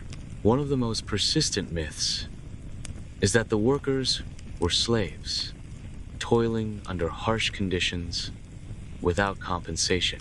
This image of the tomb builders as enslaved laborers has been perpetuated by early historical accounts and films, but it is now widely regarded as incorrect. Archaeological evidence from workers' villages, such as the one discovered at Giza, has shown that the workers were likely skilled laborers and craftsmen who were paid for their labor, often in the form of food, beer, and other necessities. Some tomb builders even appear to have enjoyed a reasonable standard of living and were given proper burials near the tombs they built, suggesting that their role was recognized and respected by Egyptian society. Another common misconception is that the workers were forced to work in harsh conditions, without regard for their well-being. While the work was indeed physically demanding and carried out in a harsh climate, evidence suggests that the workers were well organized and lived in purpose-built villages near the construction sites. These villages were equipped with basic amenities, and the workers were provided with food and drink to sustain them. They were also supervised by foremen and priests, ensuring that the labor was carefully managed and that the spiritual aspects of the work were carried out with devotion. In fact, evidence of medical care and treatment for injuries has been found at some worker sites, showing that the workers were cared for during their labor. Popular culture has also propagated the notion that tomb builders were simply anonymous laborers with no personal lives or ambitions. In reality, many of the workers were part of family-based labor groups, with skills passed down through generations. The generational involvement of families in tomb building is reflected in the archaeological findings from worker villages, where multiple generations of the same family were involved in the construction of the tombs. This family-based structure allowed for the continued development of craftsmanship and skill within the community, and it also highlights the close-knit nature of the communities that worked together to build the tombs. In the realm of popular fiction, tomb builders are often portrayed as expendable characters, caught up in the drama surrounding tomb robberies or royal intrigue. While these portrayals can be entertaining, they tend to oversimplify the role of the workers, reducing them to little more than background figures in the story of Egypt's grand tombs. By focusing on the more dramatic or mysterious elements of tomb building, these stories tend to overlook the deeper, more nuanced reality of the tomb builders' lives, their craftsmanship, dedication, and spiritual commitment to the work they did. Despite these myths, there has been a growing movement to correct these misconceptions in both academic circles and popular media. Museums, such as the Egyptian Museum in Cairo, have begun to display more information about the workers and craftsmen, emphasizing the importance of their contributions. The role of the tomb builders is increasingly being recognized for its historical significance, and scholars are working to share this information with the public in a way that honors their memory and legacy. In conclusion, the representation of tomb builders in popular culture has been shaped by myths and misconceptions about their lives, roles, and significance. While these laborers were once largely overlooked or misunderstood, modern archaeology and historical scholarship have helped to reframe their story, shedding light on their craftsmanship, social organization, and spiritual devotion. As documentaries, literature, and academic research continue to reveal the true nature of the tomb builders' work, their contributions are are being more fully appreciated and remembered, both in contemporary Egyptian culture and global tourism. These workers, once silent in the annals of history, are gradually being recognized as essential figures in the creation of Egypt's eternal monuments. The preservation of tomb builder sites is of immense importance to both archaeology and cultural heritage. These sites provide invaluable insights into the lives, labor, and organization of the workers who constructed some of the most iconic monuments in human history. Preserving these sites is essential for understanding the daily lives of the tomb builders, their craftsmanship, and their spiritual connection to the tombs they helped create. The workers' villages, burial sites, and the artifacts they left behind offer a unique window into the past, helping archaeologists reconstruct the social, economic, and cultural contexts in which the tomb builders operated. The importance of preserving these sites lies in the rich historical context they provide.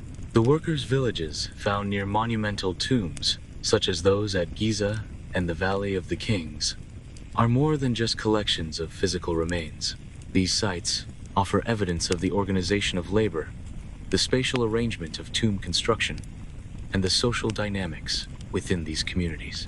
Artifacts found in these villages, such as tools, pottery, and personal items, allow archaeologists to understand the daily lives of the tomb builders. Preserving these remains allows us to honor their contributions to Egypt's architectural and cultural legacy, ensuring that future generations can learn from and appreciate their work. The burial sites of the tomb builders also play a critical role in preserving the memory of these workers. Unlike the royal tombs that often received elaborate construction and grandeur, the tomb builders' graves were more modest. However, the location and characteristics of their burials, often near the tombs they built, highlight the connection between the workers and the monuments. Preserving these burial sites helps to ensure that these workers are remembered and that their roles in Egypt's monumental achievements are acknowledged. Furthermore, the tombs of the workers sometimes contain inscriptions and offerings that provide crucial information about their lives, their status, and the respect they garnered for their labor. The preservation of tomb builder sites is also important for understanding the techniques and technologies used in tomb construction. The tools and methods employed by the workers, from the chisels and hammers used in stone carving to the sledges and ramps used to move massive stones, have all been preserved at various archaeological sites. By studying these tools and the construction methods, archaeologists can reconstruct the craftsmanship and engineering prowess of the tomb builders. This technological legacy is as significant as the monuments themselves and provides insight into how these structures were built without the modern machinery and technology we rely on today. However, the preservation of these sites faces a number of challenges. One of the primary concerns is environmental degradation.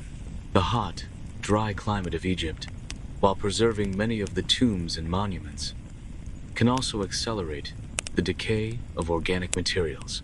Wood, textiles, and other perishable items degrade over time, making it difficult to preserve the complete archaeological record. Additionally, the tomb builders' villages, which were often constructed with mud brick and other less durable materials, are particularly vulnerable to erosion, flooding, and the harsh desert winds. Over time, the ruins of these villages can be washed away, reducing the amount of information available to researchers.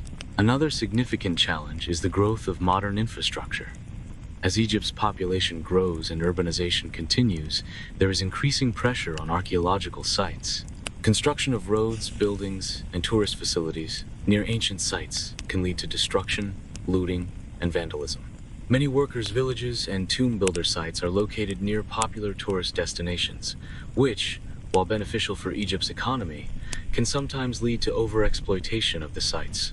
The introduction of heavy machinery, for example, can cause irreversible damage to delicate artifacts and structures. Looting is another significant threat to the preservation of tomb builder sites. Despite efforts to protect Egypt's archaeological heritage, looting remains a persistent problem. Tomb robbers target tombs and worker sites in search of valuable artifacts, often causing irreparable harm to the context in which these items were found.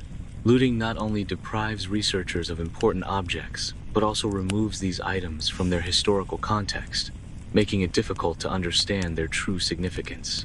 In addition to these external factors, the lack of resources for proper conservation and maintenance poses a substantial challenge.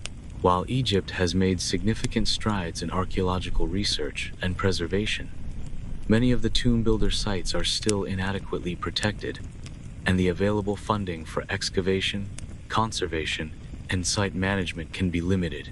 Preserving these sites requires specialized knowledge and careful management, and ongoing efforts to balance the needs of tourism, economic development, and cultural heritage are essential. To address these challenges, many international organizations, including the UNESCO World Heritage Center, have partnered with Egypt to protect and preserve its archaeological sites. In recent years, there has been an increased focus on digital preservation, such as 3D scanning and virtual reconstructions, which allow for the accurate representation of tomb builder sites without physical interference. Additionally, some sites are being carefully monitored through the use of satellite imagery and environmental sensors, which can help detect early signs of degradation and inform conservation strategies.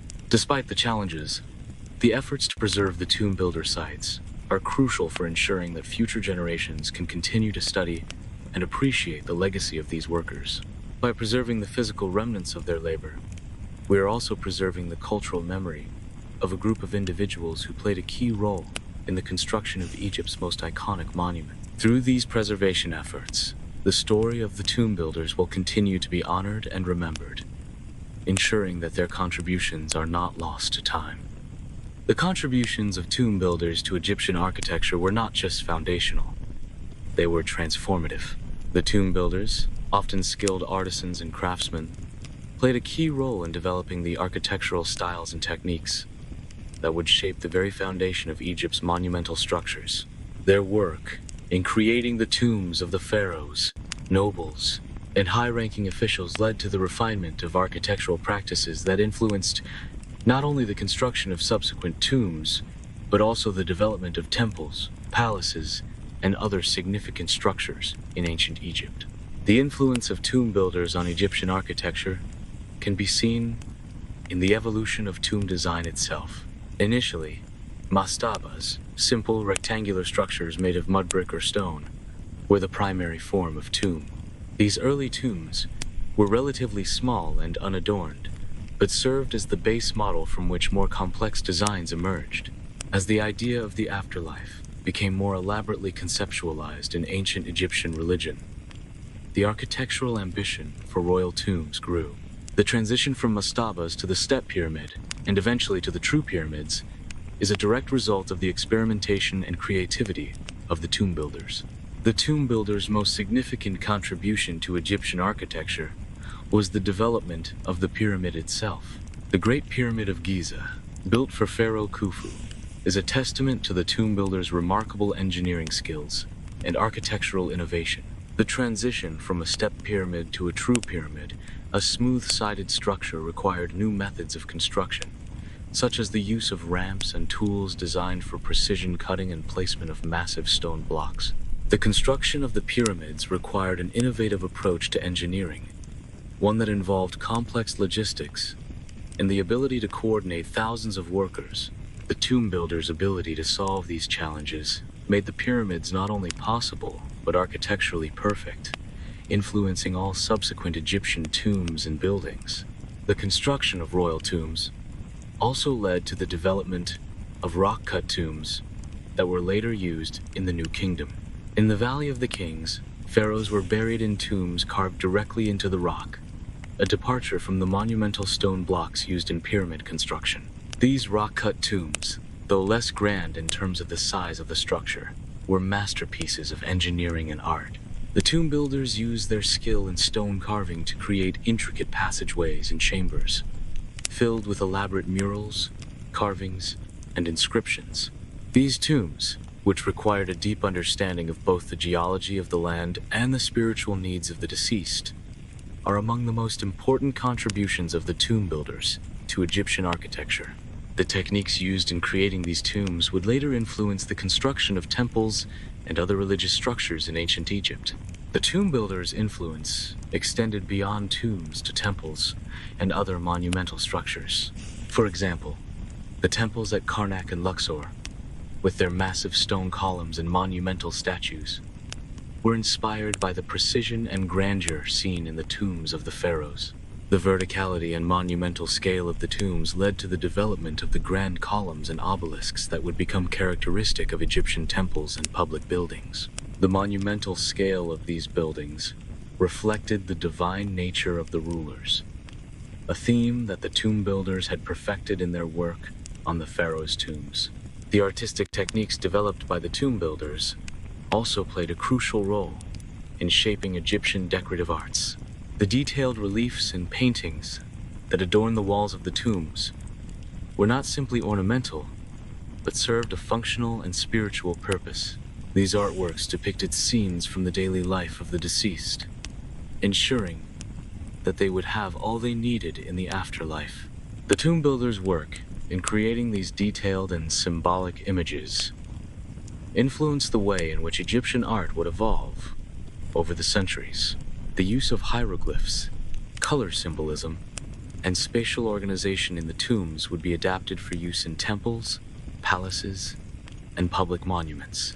The legacy of the tomb builders is not only visible in the structures they created, but also in the ideas and design principles that they left behind. Their work contributed to the development of Egyptian architecture as a whole. The pyramid, once considered the pinnacle of tomb construction, continued to influence building practices long after the end of the Pyramid Age. Mastabas, pyramids, and rock-cut tombs would all leave a lasting legacy that extended far beyond Egypt. The tomb builders' architectural innovations became the model for later civilizations, with the pyramid influencing both classical and modern architecture. The tomb builders' work was not just about creating spaces for the dead, but about creating lasting legacies. Their designs and craftsmanship continue to inspire architects and engineers today, not only because of their beauty and scale, but also because of their deep spiritual meaning. By creating tombs that were designed to ensure the immortality of the pharaohs, the tomb builders helped shape the very fabric of Egypt's civilization. Today, the tombs and monuments they built remain as testaments to their creativity, skill, and devotion. Through their work, the tomb builders left behind not just monuments of stone, but enduring legacies of architectural and cultural significance that continue to shape our understanding of ancient Egypt. The discovery of the tomb builders' village near the Great Pyramids of Giza is one of the most significant archaeological finds related to ancient Egyptian laborers. It has provided profound insight into the lives of the people who, despite being central to the construction of Egypt's greatest monuments, were previously largely invisible in historical accounts. This village, which was uncovered in the late 20th century, has allowed archaeologists to peel back the layers of time and uncover the day-to-day realities of the workers who spent their lives building the tombs of the pharaohs. The discovery of the village took place during an excavation in the 1990s, and the site was identified as a workers' settlement directly connected to the construction of the pyramids. Situated near the Giza Plateau, the village was likely the residence of the labor force that worked on the Great Pyramid of Khufu, as well as other royal tombs built during the Old Kingdom. The site was hidden beneath the desert sands for millennia and remained undisturbed until archaeologists began investigating the area in more detail. At the tomb builders' village, several key findings emerged that have provided invaluable information about the lives and work of the builders. The village consists of a series of mud brick houses laid out in neat rows, and it is believed that these homes were designed to accommodate the workers, craftsmen, and their families. Unlike the highly organized royal tombs they built, the workers' homes were modest but well constructed, revealing the practical yet efficient nature of ancient Egyptian urban planning. Many of the houses contained courtyards, storage areas, and living spaces, giving us a sense of how the workers lived in close-knit communities while working on the grand tombs. Among the most significant discoveries at the site were artifacts and tools that shed light on the daily lives and skills of the workers. Archaeologists found a wealth of objects such as pottery, food remnants, and tools that were likely used by the workers in their daily tasks. These included stone chisels, copper tools, and sandstone hammers, essential implements for carving stone, building structures, and shaping the tombs. The presence of these tools in the workers' homes strongly suggests that the craftsmen and laborers were not only working on site, but also practiced their crafts within the village itself, making repairs to tools, or creating smaller items necessary for their work. Another key finding at the site was the discovery of animal bones, particularly those of cattle and sheep, which indicates that the workers were provided with meat as part of their rations, a privilege often reserved for laborers engaged in state-sponsored construction projects. The presence of beer jars and baking ovens further supports the idea that the workers were well-fed and provided for by the state. These provisions suggest that the workers were highly organized and well-treated, with a steady supply of food and drink to sustain them during their grueling labor. The discovery of sewage systems and drainage channels also suggests that the village was designed with hygiene and comfort in mind, providing evidence of a level of care that contradicts the commonly held belief that workers were simply slaves living in dire conditions. The burials discovered near the village further illuminate the lives of the tomb builders. Unlike the grand tombs of the pharaohs, the workers' graves were simple, but they were often found with offerings, such as pottery, tools, and small statues. These offerings suggest that the workers were respected for their labor, and that they were seen as participants in a sacred, divinely ordained task. The presence of these objects also reveals that the workers' role in the construction of the royal tombs was understood to have a spiritual significance. In some cases, workers were buried near the tombs they built, indicating that they were not merely laborers, but individuals whose work was seen as central to the continuation of life and the safe passage of the pharaoh into the afterlife. The significance of the discovery of the tomb builders' village lies not only in the material remains, but in the contextual understanding it provides. Before this discovery, the tomb builders were often imagined as faceless slaves or nameless workers. The village revealed a much more nuanced picture. The workers were skilled craftsmen who participated in one of the most sacred and highly organized tasks of ancient Egypt. They were not just laborers, they were builders of eternity, shaping tombs and monuments that would last for thousands of years. The village also offers valuable insight into the social structure of the labor force. The workers lived in a hierarchical society, with specialized craftsmen, foremen, and laborers all working together.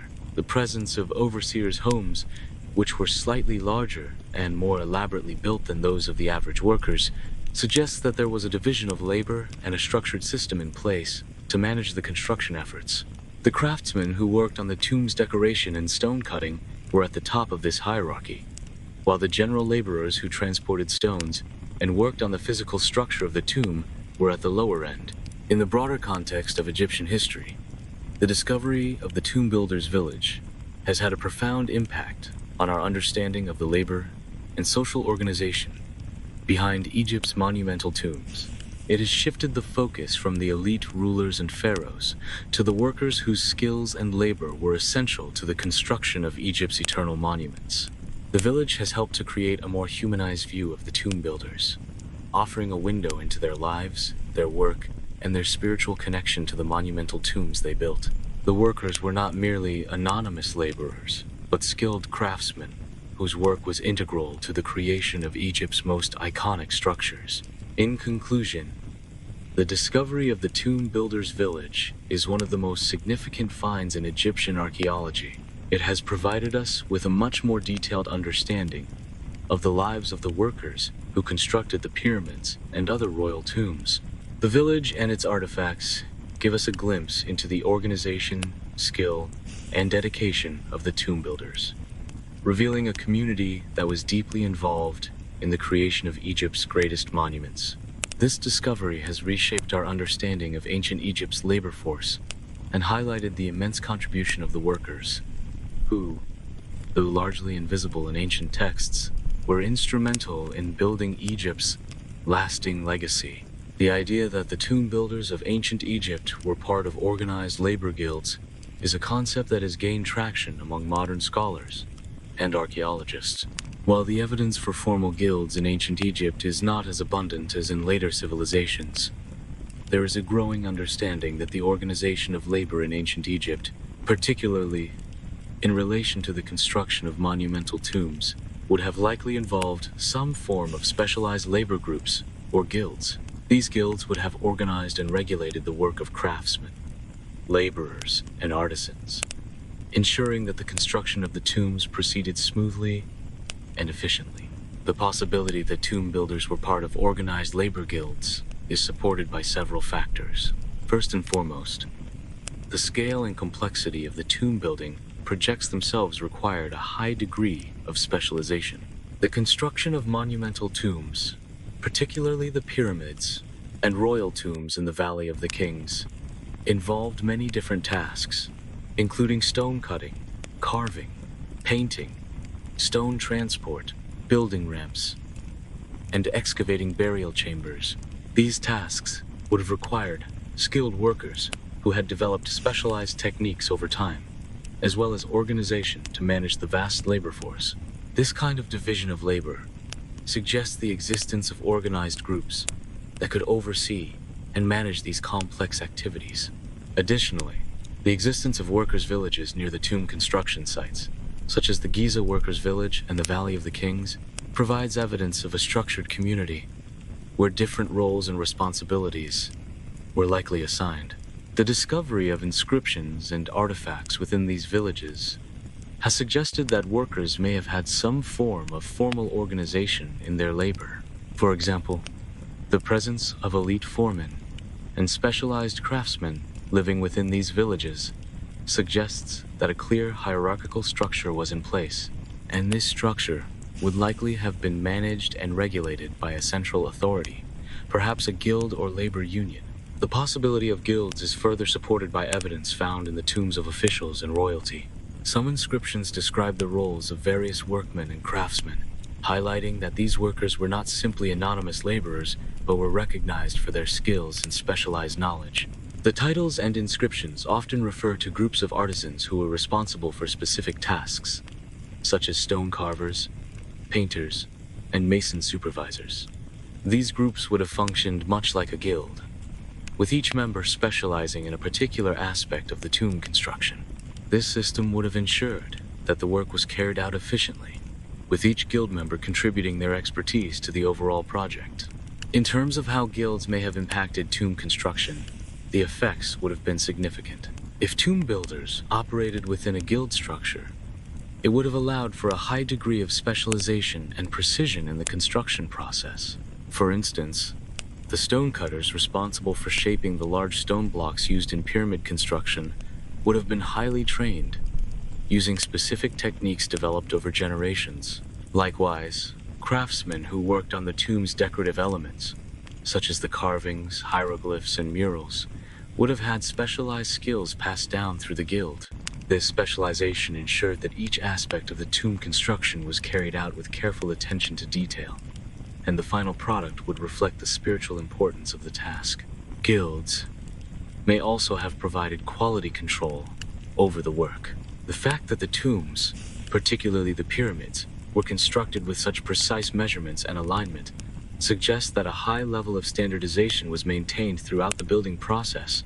This would have been difficult to achieve without some form of organization or oversight, which could have come from a guild leader or master craftsman, who ensured that all aspects of the tomb construction met the required standards. The guilds would have maintained a system of training, supervision, and accountability, allowing for the consistent quality of work over long periods. Moreover, the presence of guilds might have provided the tomb builders with a sense of camaraderie and identity. These workers were part of something much larger than just a construction project. They were involved in creating sacred and spiritually significant spaces that would endure for eternity.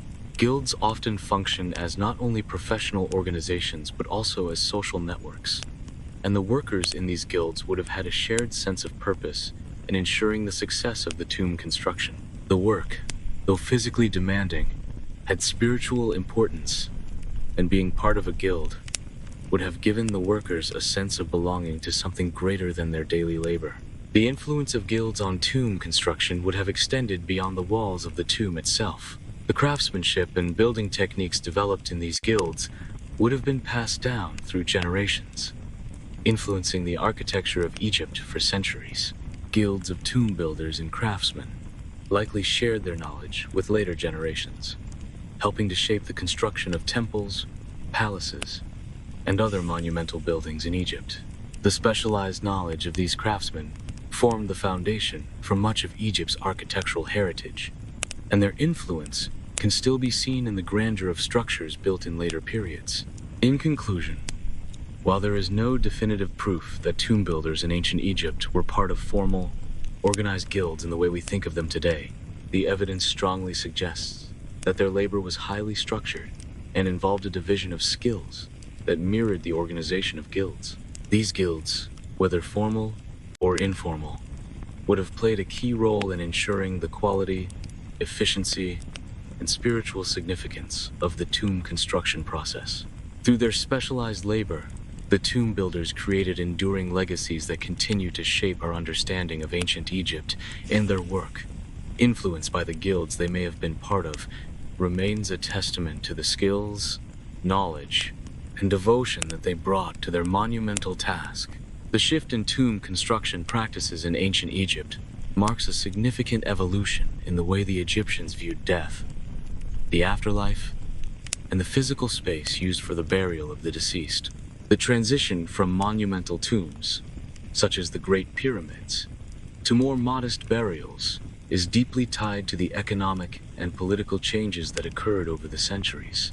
These shifts reflect broader changes in Egyptian society, the concentration of power, and the changing economic realities that shaped both the royal tombs and the tombs of the elite. During the Old Kingdom, tomb construction reached its monumental peak, particularly with the construction of the Great Pyramids of Giza. These massive stone structures, particularly the pyramids of Khufu, Khafre, and Menkaure, were built to honor the pharaohs, who were seen as divine rulers with eternal lives.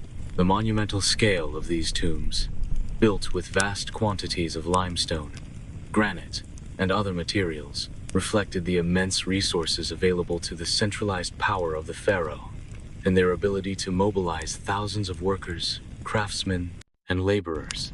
As time progressed, and Egypt entered the first intermediate period, the political structure of the country became more fragmented, with power devolving from the central government to local rulers, known as nomarchs. This period of political instability and decentralization resulted in a reduction in the scale of the tombs being constructed. The monumental pyramids that had once symbolized Egypt's glory and the pharaoh's divine power became increasingly impractical, especially as Egypt's economy weakened, and the lavish resources needed to build them became more difficult to acquire. By the time of the Middle Kingdom, Egypt began to stabilize under the rule of a more centralized government. However, the monumental pyramid tombs had fallen out of favor. The tombs of this period, while still impressive, were much smaller and simpler than those of the Old Kingdom. The rock-cut tombs in the Valley of the Kings and other burial sites, while still elaborate in decoration, were built into cliffs and rock faces, making them more economical and easier to construct. These tombs, though still rich with murals, inscriptions, and offerings for the afterlife, did not require the massive amounts of labor and resources that had been necessary for the construction of the Great Pyramids. The shift from monumental tombs to more modest burials was largely driven by a combination of economic constraints and political shifts. The Old Kingdom era, with its grand pyramids, was a time of economic prosperity when Egypt's central government had access to vast resources. The pharaohs could command the labor of thousands of workers, and the construction of these tombs was an expression of political power and divine status. However, as the centralized authority weakened during the first intermediate period, there was less ability to sustain such monumental construction projects. The resources required for such grand tombs, including the labor force, material wealth, and state funding, were no longer as readily available. In the Middle Kingdom, when Egypt was reunified under a more centralized government, the economy was still recovering from the instability of the previous period. While there was some revival in monumental building projects, tombs were scaled back in accordance with more practical economic conditions. This period saw the rise of rock-cut tombs carved directly into the cliffs, particularly in the Valley of the Kings, which became the burial site for many New Kingdom pharaohs. These tombs were designed to be secure, offering protection from tomb robbers while still fulfilling the spiritual requirements of the afterlife. Their construction required fewer resources compared to the monumental pyramids, and could be more easily adapted to the changing political and economic conditions. The rise of temple building in the New Kingdom also played a role in shifting focus away from monumental tombs. Temples, which were more visible and served as places of worship for the gods, began to receive more attention and resources than tombs. Tomb construction increasingly became a less visible affair, with royal and elite burials taking place in the Valley of the Kings and other hidden locations. In contrast to the grand, publicly accessible tombs of the Old Kingdom, the decline of pyramid construction symbolized a broader shift away from public displays of power to more private, hidden symbols of the pharaoh's journey to the afterlife. In addition to political and economic changes, shifts in religious beliefs also played a role in the decline of monumental tomb construction. In the Old Kingdom, the pharaoh's tombs were designed to be monumental, reflecting their divine status and ensuring their immortality. However, by the time of the Middle and New Kingdoms, religious practices began to shift toward a more democratized view of the afterlife. The Book of the Dead and other religious texts began to promise eternal life to individuals beyond just the pharaohs, allowing common people access to the afterlife. As a result, tombs became simpler, and more emphasis was placed on personal burial practices for people of all social classes. The decentralization of power, combined with the increasing focus on individual afterlife beliefs, led to a shift in funeral practices. The rise of private tombs for common Egyptians, even those without royal status, reflected a shift in how people viewed death and burial. While the tombs of the elite were still elaborately decorated with murals and inscriptions, they no longer required the same monumental investment of resources as the pharaoh's tombs had once demanded. The evolution from monumental tombs to more modest burials in ancient Egypt reflects a confluence of political, economic, and religious changes. The grand pyramids of the Old Kingdom were a direct result of Egypt's economic prosperity and centralized authority, while their decline in favor of rock-cut tombs in later periods represents a shift in both economic priorities and the way the Egyptians approached the afterlife. The move toward more practical burial sites, including hidden tombs and simpler constructions, was a direct response to changing political dynamics, economic limitations, and the growing accessibility of the afterlife to individuals beyond the royal family. Ultimately, the shift in tomb building practices highlights how Egyptian society adapted to the challenges of its time, all while continuing to honor the deceased through lasting and meaningful architectural and spiritual designs.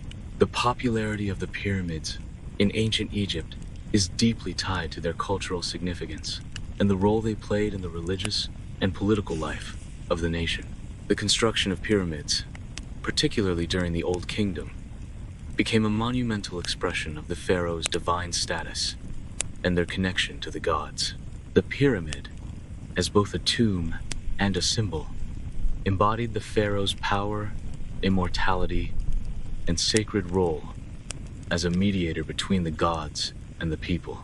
The act of building pyramids, with their awe-inspiring scale and meticulous design, became one of the most culturally significant undertakings in Egyptian history. The cultural significance of pyramid construction is rooted in the Egyptian belief in the afterlife, and the notion that the pharaoh, as the earthly embodiment of the god Horus, would continue to serve as the intermediary between the divine and the mortal realms after death. The pyramid, with its massive structure and intricate design, was not just a tomb but a spiritual gateway for the pharaoh's soul to ascend to the heavens and join the gods in eternity. The pyramid's shape itself, a geometrically perfect structure, symbolized the Benben stone, the sacred mound that, according to Egyptian mythology, rose from the primordial waters at the beginning of creation. As such, the pyramid was a symbol of rebirth, immortality, and the eternal order of the cosmos. The pyramid's role in the afterlife was reflected in the elaborate rituals and offerings associated with its construction. Temple complexes attached to the pyramids served not only as places for worshiping the pharaohs, but also as centers for conducting the rites that would ensure the pharaoh's immortality. The pyramid was seen as the pharaoh's eternal home, and the act of constructing such a monumental structure was, in itself, a means of honoring the king's divine role in securing his passage to the afterlife. Pyramids were also politically significant, as their construction demonstrated the power and authority of the pharaoh. The ability to commission the building of such a massive structure required the centralized control of vast resources, including labor, materials, and skilled craftsmen. The construction of the pyramid was a statement of the pharaoh's absolute power over Egypt's economy, labor force, and natural resources. The sheer scale of the pyramid building projects, involving tens of thousands of workers, reflected Egypt's ability to marshal its resources in the service of the state and its divine rulers. The influence of pyramid building on future rulers and workers was profound. In the centuries following the construction of the Great Pyramid of Giza for Pharaoh Khufu, subsequent pharaohs and rulers of Egypt sought to continue the tradition of pyramid building as a means of reinforcing their own divine authority and ensuring their legacy. While the size and grandeur of the pyramids would become more modest in later periods, the construction of pyramids remained an important cultural practice, symbolizing the continued belief in the pharaoh's divine role and the necessity of an elaborate burial to guarantee eternal life. Pyramid building also influenced the workers and craftsmen involved in the process. The massive scale of the construction required a highly organized labor force, including architects, engineers, stonemasons, and laborers. The workers, far from being anonymous slaves, were often highly skilled artisans who participated in one of the most sacred tasks in Egyptian society. Archaeological evidence from workers' villages, such as the discovery of the Giza workers' village, suggests that these laborers were respected for their skills and were provided with food, shelter, and medical care during the construction process. These workers were part of a highly organized and specialized labor force, and their work on the pyramids played a major role in the development of Egyptian architecture and engineering. The influence of pyramid building on workers can also be seen in the way that future generations continued the craft. Pyramid construction involved a great deal of technical knowledge and required mastery of stone carving, geometry, engineering, and artistry. This specialized knowledge was passed down through generations, as families of tomb builders and artisans continued to contribute to the construction of both royal and private tombs for centuries. The skills honed during pyramid construction would eventually influence the building of other monumental structures, such as temples, obelisks, and royal palaces, as the Egyptian civilization progressed. For future rulers, pyramid building became both a tradition and a political necessity. Pharaohs would often seek to build pyramids to establish their place in history, often surpassing the achievements of their predecessors. The desire to outdo one's predecessor in constructing a grand pyramid was both a symbolic act of power and an attempt to ensure the ruler's eternal legacy. The pharaohs understood that the pyramid, with its eternal form, was not just a tomb but a monument to their reign, cementing their legacy as divine rulers. Even in periods when the pyramid style of tomb construction began to fade, the idea of building a monumental tomb to ensure eternal life remained integral to Egypt's religious and political life. The legacy of pyramid building also extended to the broader Egyptian culture.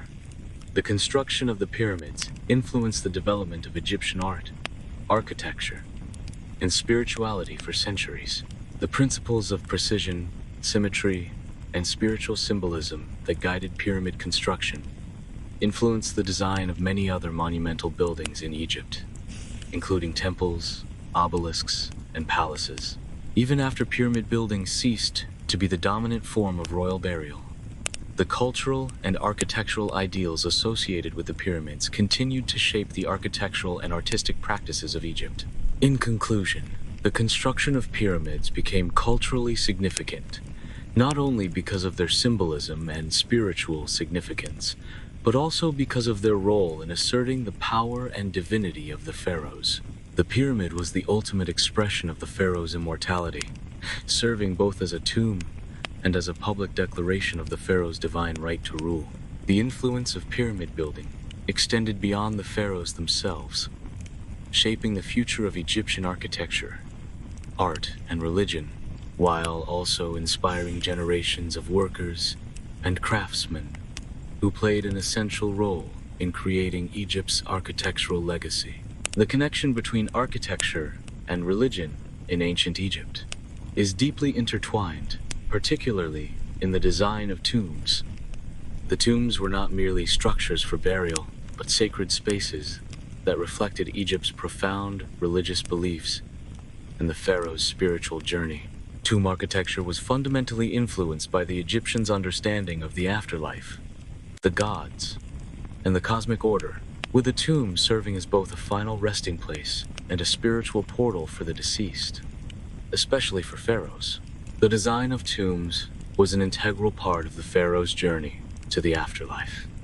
In ancient Egyptian religion, death was not seen as the end of existence, but as a transition into a new phase of life. The afterlife was considered eternal and far more significant than mortal life, and the tomb was designed to facilitate a safe passage for the pharaoh's soul into the next world. As a result, tombs were carefully constructed to ensure that the deceased would have everything they needed for eternity, from food and drink to spiritual protection and guidance. The shape and structure of the tomb were meant to symbolically reflect the pharaoh's journey into the afterlife. In the Old Kingdom, the most iconic form of royal tomb was the pyramid, which represented the Benben stone, the sacred mound of creation from which all life emerged. The pyramid, with its sharp, pointed top, symbolized the pharaoh's ascension to the heavens, joining the gods. The smooth sides of the pyramid were intended to help the soul of the pharaoh ascend to the sky, allowing them to merge with the gods, especially the sun god Ra. This upward trajectory was central to the pharaoh's divine role as the mediator between the gods and humans, and the pyramid served as a monumental reflection of the belief that the pharaoh would continue to guide Egypt even in the afterlife. The design of the tomb was also structured around rituals that reflected the pharaoh's spiritual journey. For instance, the Great Pyramid of Giza, while physically monumental, also had spatial elements that were intended to facilitate the pharaoh's afterlife journey. Inside the pyramid, the burial chamber was designed to house the pharaoh's sarcophagus, while passages and corridors leading to the chamber symbolized the path the soul would take in its journey to eternity. The placement of the tomb often aligned with the cardinal directions or with celestial bodies like the stars had profound religious significance, as it was believed to help the pharaoh align with the gods and the heavens, aiding in the transition to the afterlife. As Egypt's tomb-building practices evolved, especially during the New Kingdom, the design of tombs moved from the monumental pyramids to rock-cut tombs in the Valley of the Kings. Despite the change in architectural style, the spiritual purpose remained the same. These tombs were carved deep into cliffs, creating hidden spaces that symbolized the pharaoh's journey into the underworld, which was ruled by the god Osiris. The tombs in the Valley of the Kings were designed to protect the pharaoh's body and spirit, preventing desecration and ensuring that the deceased soul could move freely through the afterlife. In these rock-cut tombs, the decoration of the tomb walls became especially significant in representing the pharaoh's afterlife journey. The murals and hieroglyphs depicted the pharaoh's soul navigating the challenges of the afterlife, passing through various realms, overcoming obstacles, and receiving the protection of gods like Anubis and Osiris. Scenes from the Book of the Dead, an important religious text that guided the deceased through the afterlife, were often painted on the walls. These scenes showed the pharaoh making offerings to gods, performing rituals, and being weighed before the gods to determine their worthiness of eternal life. The tomb walls became a kind of spiritual map, guiding the soul of the pharaoh through the afterlife and ensuring their resurrection. The spiritual role of the tomb was also reflected in the inclusion of funerary goods and ritual objects placed within the tomb. These items, such as statues, jewelry, furniture, and food offerings, were meant to provide the pharaoh with all the comforts of life after death. Additionally, the tomb's offerings to the gods and the continuous rituals performed by priests and family members ensured that the pharaoh would be sustained in the afterlife, surrounded by protection, abundance, and divine favor. The tomb also symbolized the pharaoh's rebirth. The burial chamber, often deeply concealed and protected by elaborate barriers and passages, represented the womb of the earth, where the pharaoh would undergo a process of spiritual transformation. Just as the pharaoh was born into life on earth, so too was their soul reborn in the afterlife. This symbolic rebirth was essential to their divine journey, which was reflected in the very design and layout of their tomb.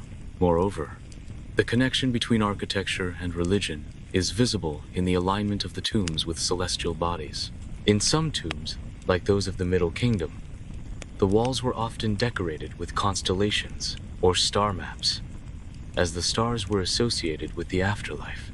The tomb would be positioned in a way that aligned with the stars of the Duat, the realm of the dead, so that the soul of the pharaoh could navigate through the underworld and find peace with the gods. This reflected the Egyptians' belief in the cosmic order and the idea that the journey to the afterlife was both a spiritual and cosmic quest, where the pharaoh was guided by the celestial forces. Ultimately, the design of tombs in ancient Egypt was a manifestation of the profound relationship between architecture and religion.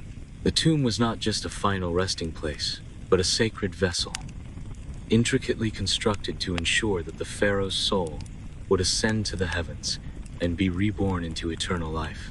The tomb's architecture reflected the spiritual path the pharaoh was destined to take, and the design itself played a crucial role in ensuring that the divine order of the universe was upheld. The tombs served as both physical and spiritual gateways, ensuring that the pharaoh's journey was not only a personal one, but a cosmic event that echoed through the heavens and the earth. The lasting legacy of these tombs, their architecture, art, and religious significance, continues to inspire awe and reverence, standing as monumental expressions of Egypt's spirituality and architectural ingenuity. The construction of tombs in ancient Egypt was a monumental task that involved a vast number of specialized artisans and skilled workers. These individuals were not merely laborers. They were highly trained craftspeople whose expertise played a vital role in the creation of the magnificent tombs and burial chambers that have come to symbolize Egypt's grandeur. Among the most important artisans in this process were carpenters, stonecutters, and other skilled workers, each contributing their specialized knowledge and craftsmanship to the tomb-building effort. Their work was not only technical, but also deeply connected to the spiritual significance of the tomb, as their craft helped ensure the safe passage of the deceased into the afterlife. Carpenters played a critical role in the construction of the tombs, especially in creating the wooden elements of the tombs, sarcophagi, and burial furniture. While Egypt is known for its monumental stone structures, wood was also used extensively in tomb construction, particularly in the creation of coffins, caskets, chests, and doors. The carpenters who worked on these projects were skilled in shaping and assembling wood, a task that required both precision and creativity. One of the primary tasks of carpenters was the creation of the sarcophagus, the stone container that housed the body of the deceased. While the sarcophagus itself was typically made of stone, the wooden coffin or casket inside which held the body, was crafted by the carpenters.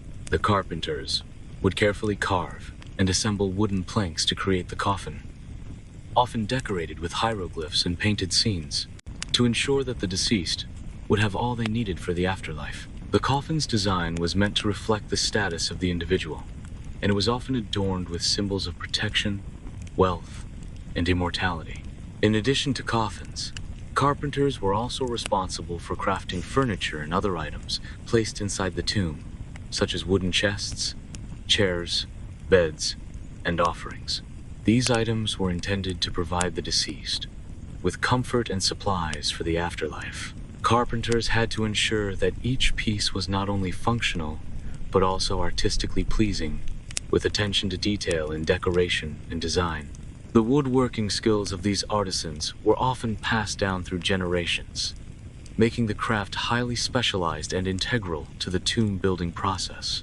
Stonecutters, on the other hand, played a central role in shaping the stone elements of the tomb, particularly the walls, statues, and reliefs.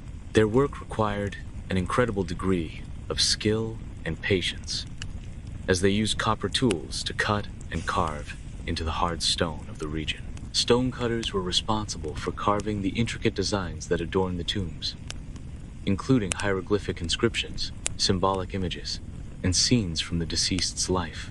These carvings were not just decorative, they had religious significance, helping the deceased in their journey to the afterlife.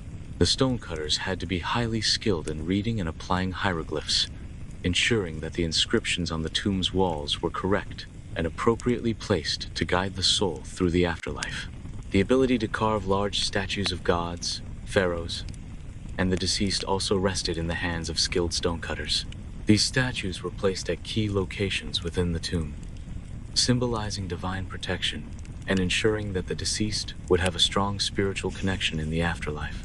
Each statue was carved from stone blocks and often meticulously polished to give it a smooth, lifelike appearance.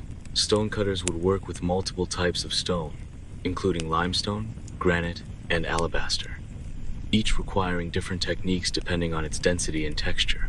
In addition to stonecutters and carpenters, other specialized workers, such as painters and plasterers, also contributed to the tomb building process. Painters were responsible for creating the vibrant murals that covered the tomb's walls, depicting scenes of the deceased's life, divine protection, and their journey to the afterlife. These paintings were not just artistic representations, they were essential for the spiritual significance of the tomb, helping to ensure that the deceased would have everything they needed for eternity. Plasterers played a critical role in preparing the surfaces of the tomb for decoration, smoothing out the walls to create a canvas for the intricate artwork. The techniques of these skilled artisans and workers evolved over time, with each generation contributing to the refinement of their crafts. The tombs of the Old Kingdom, for instance, were often simple structures, but over time, the artistry of the artisans became more intricate and elaborate, as seen in the elaborate wall paintings and detailed carvings that adorned the tombs of the Middle and New Kingdoms. The tombs began to reflect the growing sophistication of Egyptian art, and the craftsmanship involved in their construction became a symbol of the pharaoh's divine status and the importance of the afterlife. In the context of the tomb builder's role, these artisans and workers were integral to creating spaces that were not only meant to house the dead, but to serve as eternal resting places. The spiritual importance of their work cannot be understated, as it was not merely a physical task, but a sacred responsibility to ensure the deceased's journey to the afterlife was as smooth and prosperous as possible. These artisans helped translate the religious beliefs of ancient Egypt into physical form, creating tombs that served as both a spiritual gateway and a lasting legacy for the pharaohs and the elite.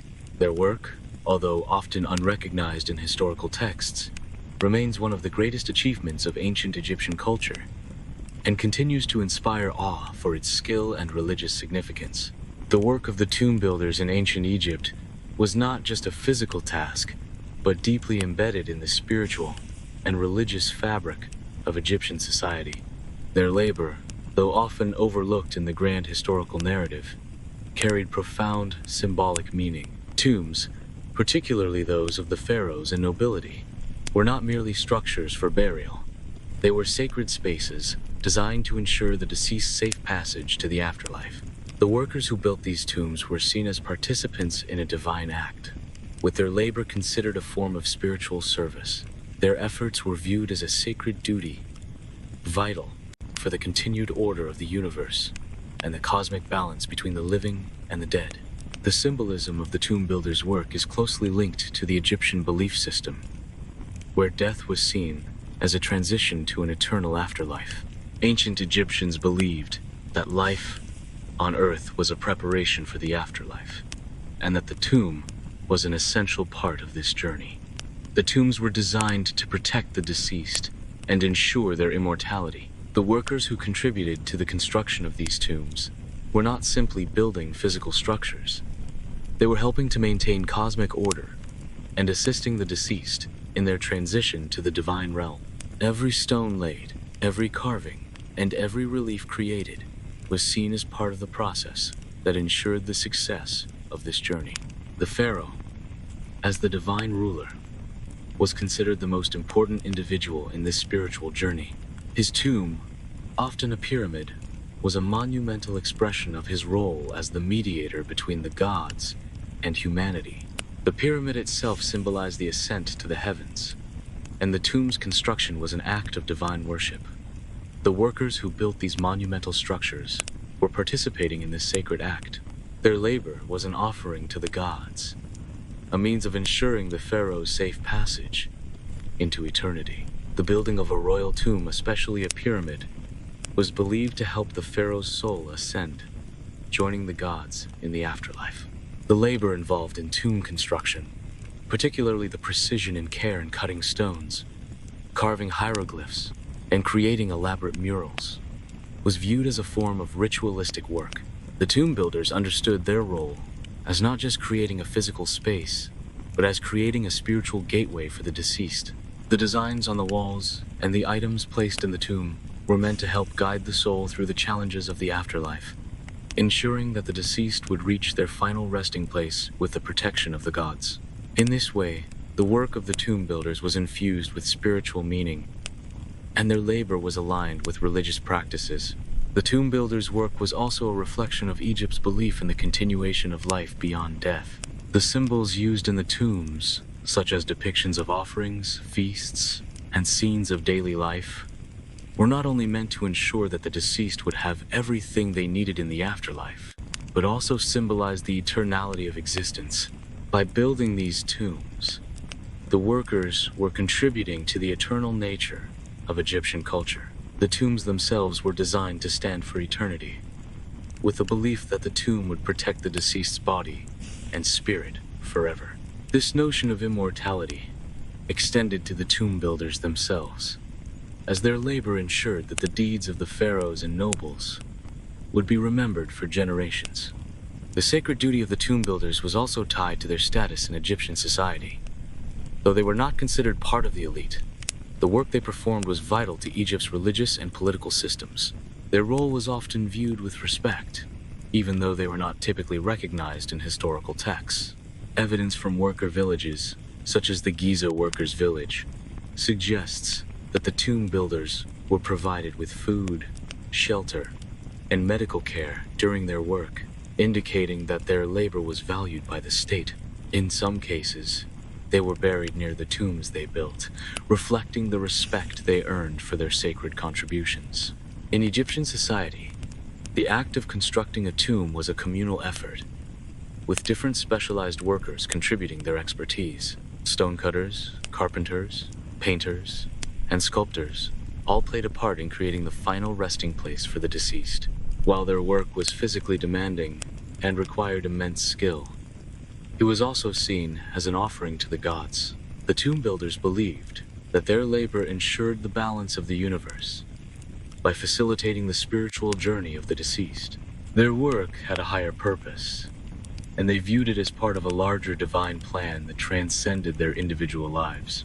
The idea that the tomb builders' labor was sacred is reinforced by the fact that rituals were often performed before and during the construction of the tombs. These rituals, which could involve prayers, offerings, and sacrifices, were meant to invoke the protection of the gods and ensure that the tomb would be properly consecrated. The workers themselves were likely involved in these rituals, which would have made them feel connected to the divine forces that governed both life and death. In this way, their physical labor was deeply intertwined with their spiritual beliefs, and their work was part of a larger sacred process that ensured the continuity of life. In conclusion, the work of the tomb builders in ancient Egypt was not just a physical task. It was a sacred duty deeply connected to the spiritual beliefs of the culture.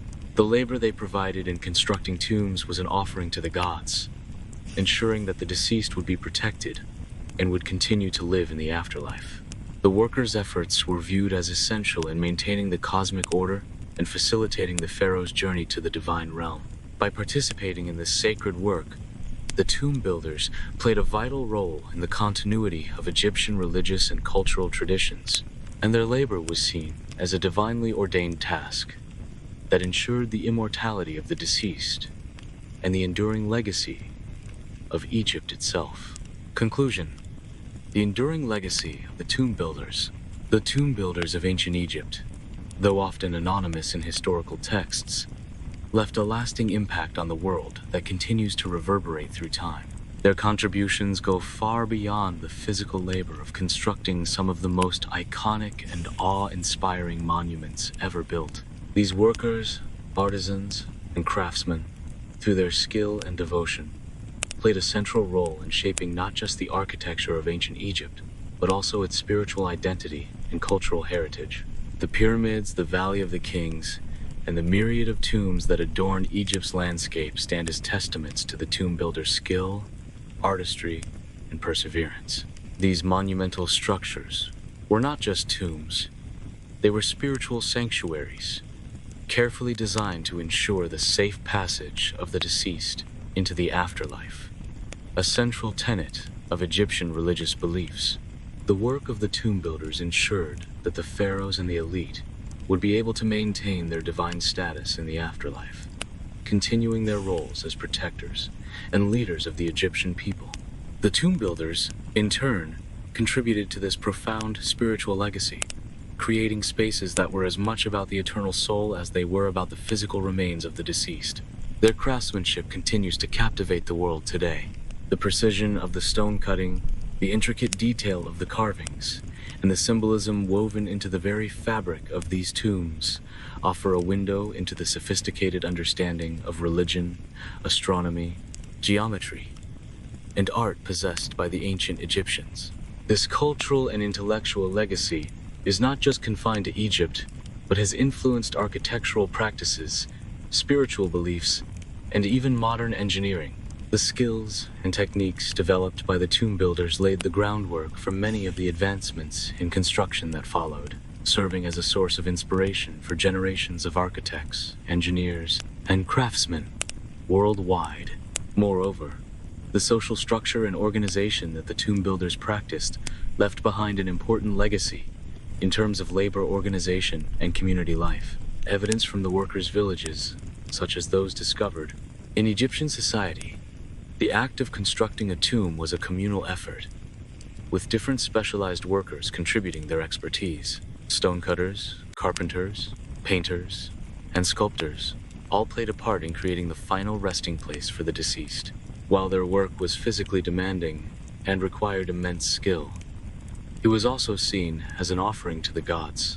The tomb builders believed that their labor ensured the balance of the universe by facilitating the spiritual journey of the deceased. Their work had a higher purpose, and they viewed it as part of a larger divine plan that transcended their individual lives. The idea that the tomb builders' labor was sacred is reinforced by the fact that rituals were often performed before and during the construction of the tombs. These rituals, which could involve prayers, offerings, and sacrifices, were meant to invoke the protection of the gods and ensure that the tomb would be properly consecrated. The workers themselves were likely involved in these rituals, which would have made them feel connected to the divine forces that governed both life and death. In this way, Their physical labor was deeply intertwined with their spiritual beliefs, and their work was part of a larger sacred process that ensured the continuity of life. In conclusion, the work of the tomb builders in ancient Egypt was not just a physical task. It was a sacred duty deeply connected to the spiritual beliefs of the culture. The labor they provided in constructing tombs was an offering to the gods, ensuring that the deceased would be protected and would continue to live in the afterlife. The workers' efforts were viewed as essential in maintaining the cosmic order and facilitating the pharaoh's journey to the divine realm. By participating in this sacred work, the tomb builders played a vital role in the continuity of Egyptian religious and cultural traditions, and their labor was seen as a divinely ordained task that ensured the immortality of the deceased and the enduring legacy of Egypt itself. Conclusion: the enduring legacy of the tomb builders. The tomb builders of ancient Egypt, though often anonymous in historical texts, left a lasting impact on the world that continues to reverberate through time. Their contributions go far beyond the physical labor of constructing some of the most iconic and awe-inspiring monuments ever built.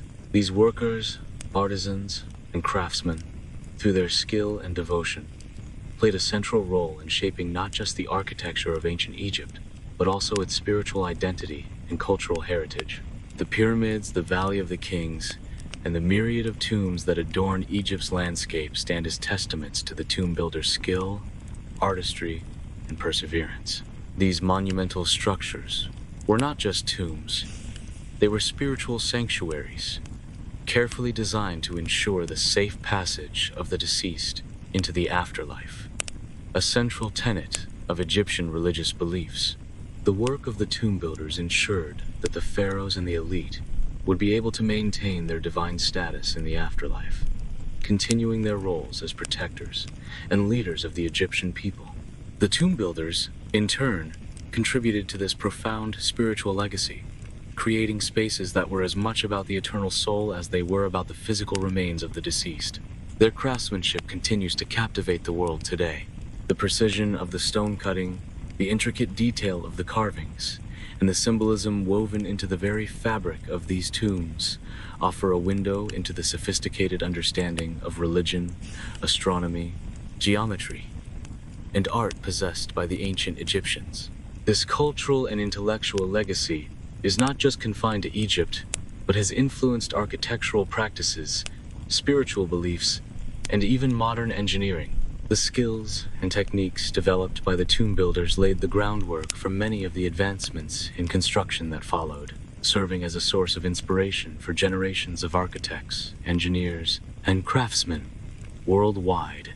Moreover, the social structure and organization that the tomb builders practiced left behind an important legacy in terms of labor organization and community life. Evidence from the workers' villages, such as those discovered at Giza and the Valley of the Kings, reveals a level of social cohesion and organization that is remarkable for its time. These workers were not merely a faceless mass, but were part of tightly knit communities with a clear hierarchy, roles, and purpose. Their dedication to their craft and to their spiritual duties formed an enduring part of Egypt's broader social fabric, providing insights into the lives of those who made the greatest contributions to the civilization. In modern Egypt, the tomb builders' work continues to be recognized and celebrated, not just as an architectural marvel, but as part of Egypt's cultural heritage. In museums, archaeological sites, and tourism, the tombs remain key to understanding ancient Egyptian life. The workers themselves, once forgotten or overlooked, are now increasingly acknowledged in scholarly research and exhibitions, with their contributions recognized as integral to the creation of these eternal monuments. Their lives and labor are being celebrated for their spiritual importance and for the practical genius they embodied. The legacy of the tomb builders, therefore, extends beyond the physical structures they left behind. Their work is a testament to the power of dedication, community, and creativity. They were not only builders of stone, but also architects of immortality. Through their labor, they contributed to the enduring cultural and religious identity of ancient Egypt, creating monuments that continue to inspire awe, admiration, and respect. Today, we can still appreciate the legacy of these craftsmen in the pyramids and tombs that stand as enduring symbols of ancient Egypt's greatness. Their work will continue to be a vital part of Egypt's cultural and historical legacy, ensuring that the memory of these skilled laborers lives on for generations to come.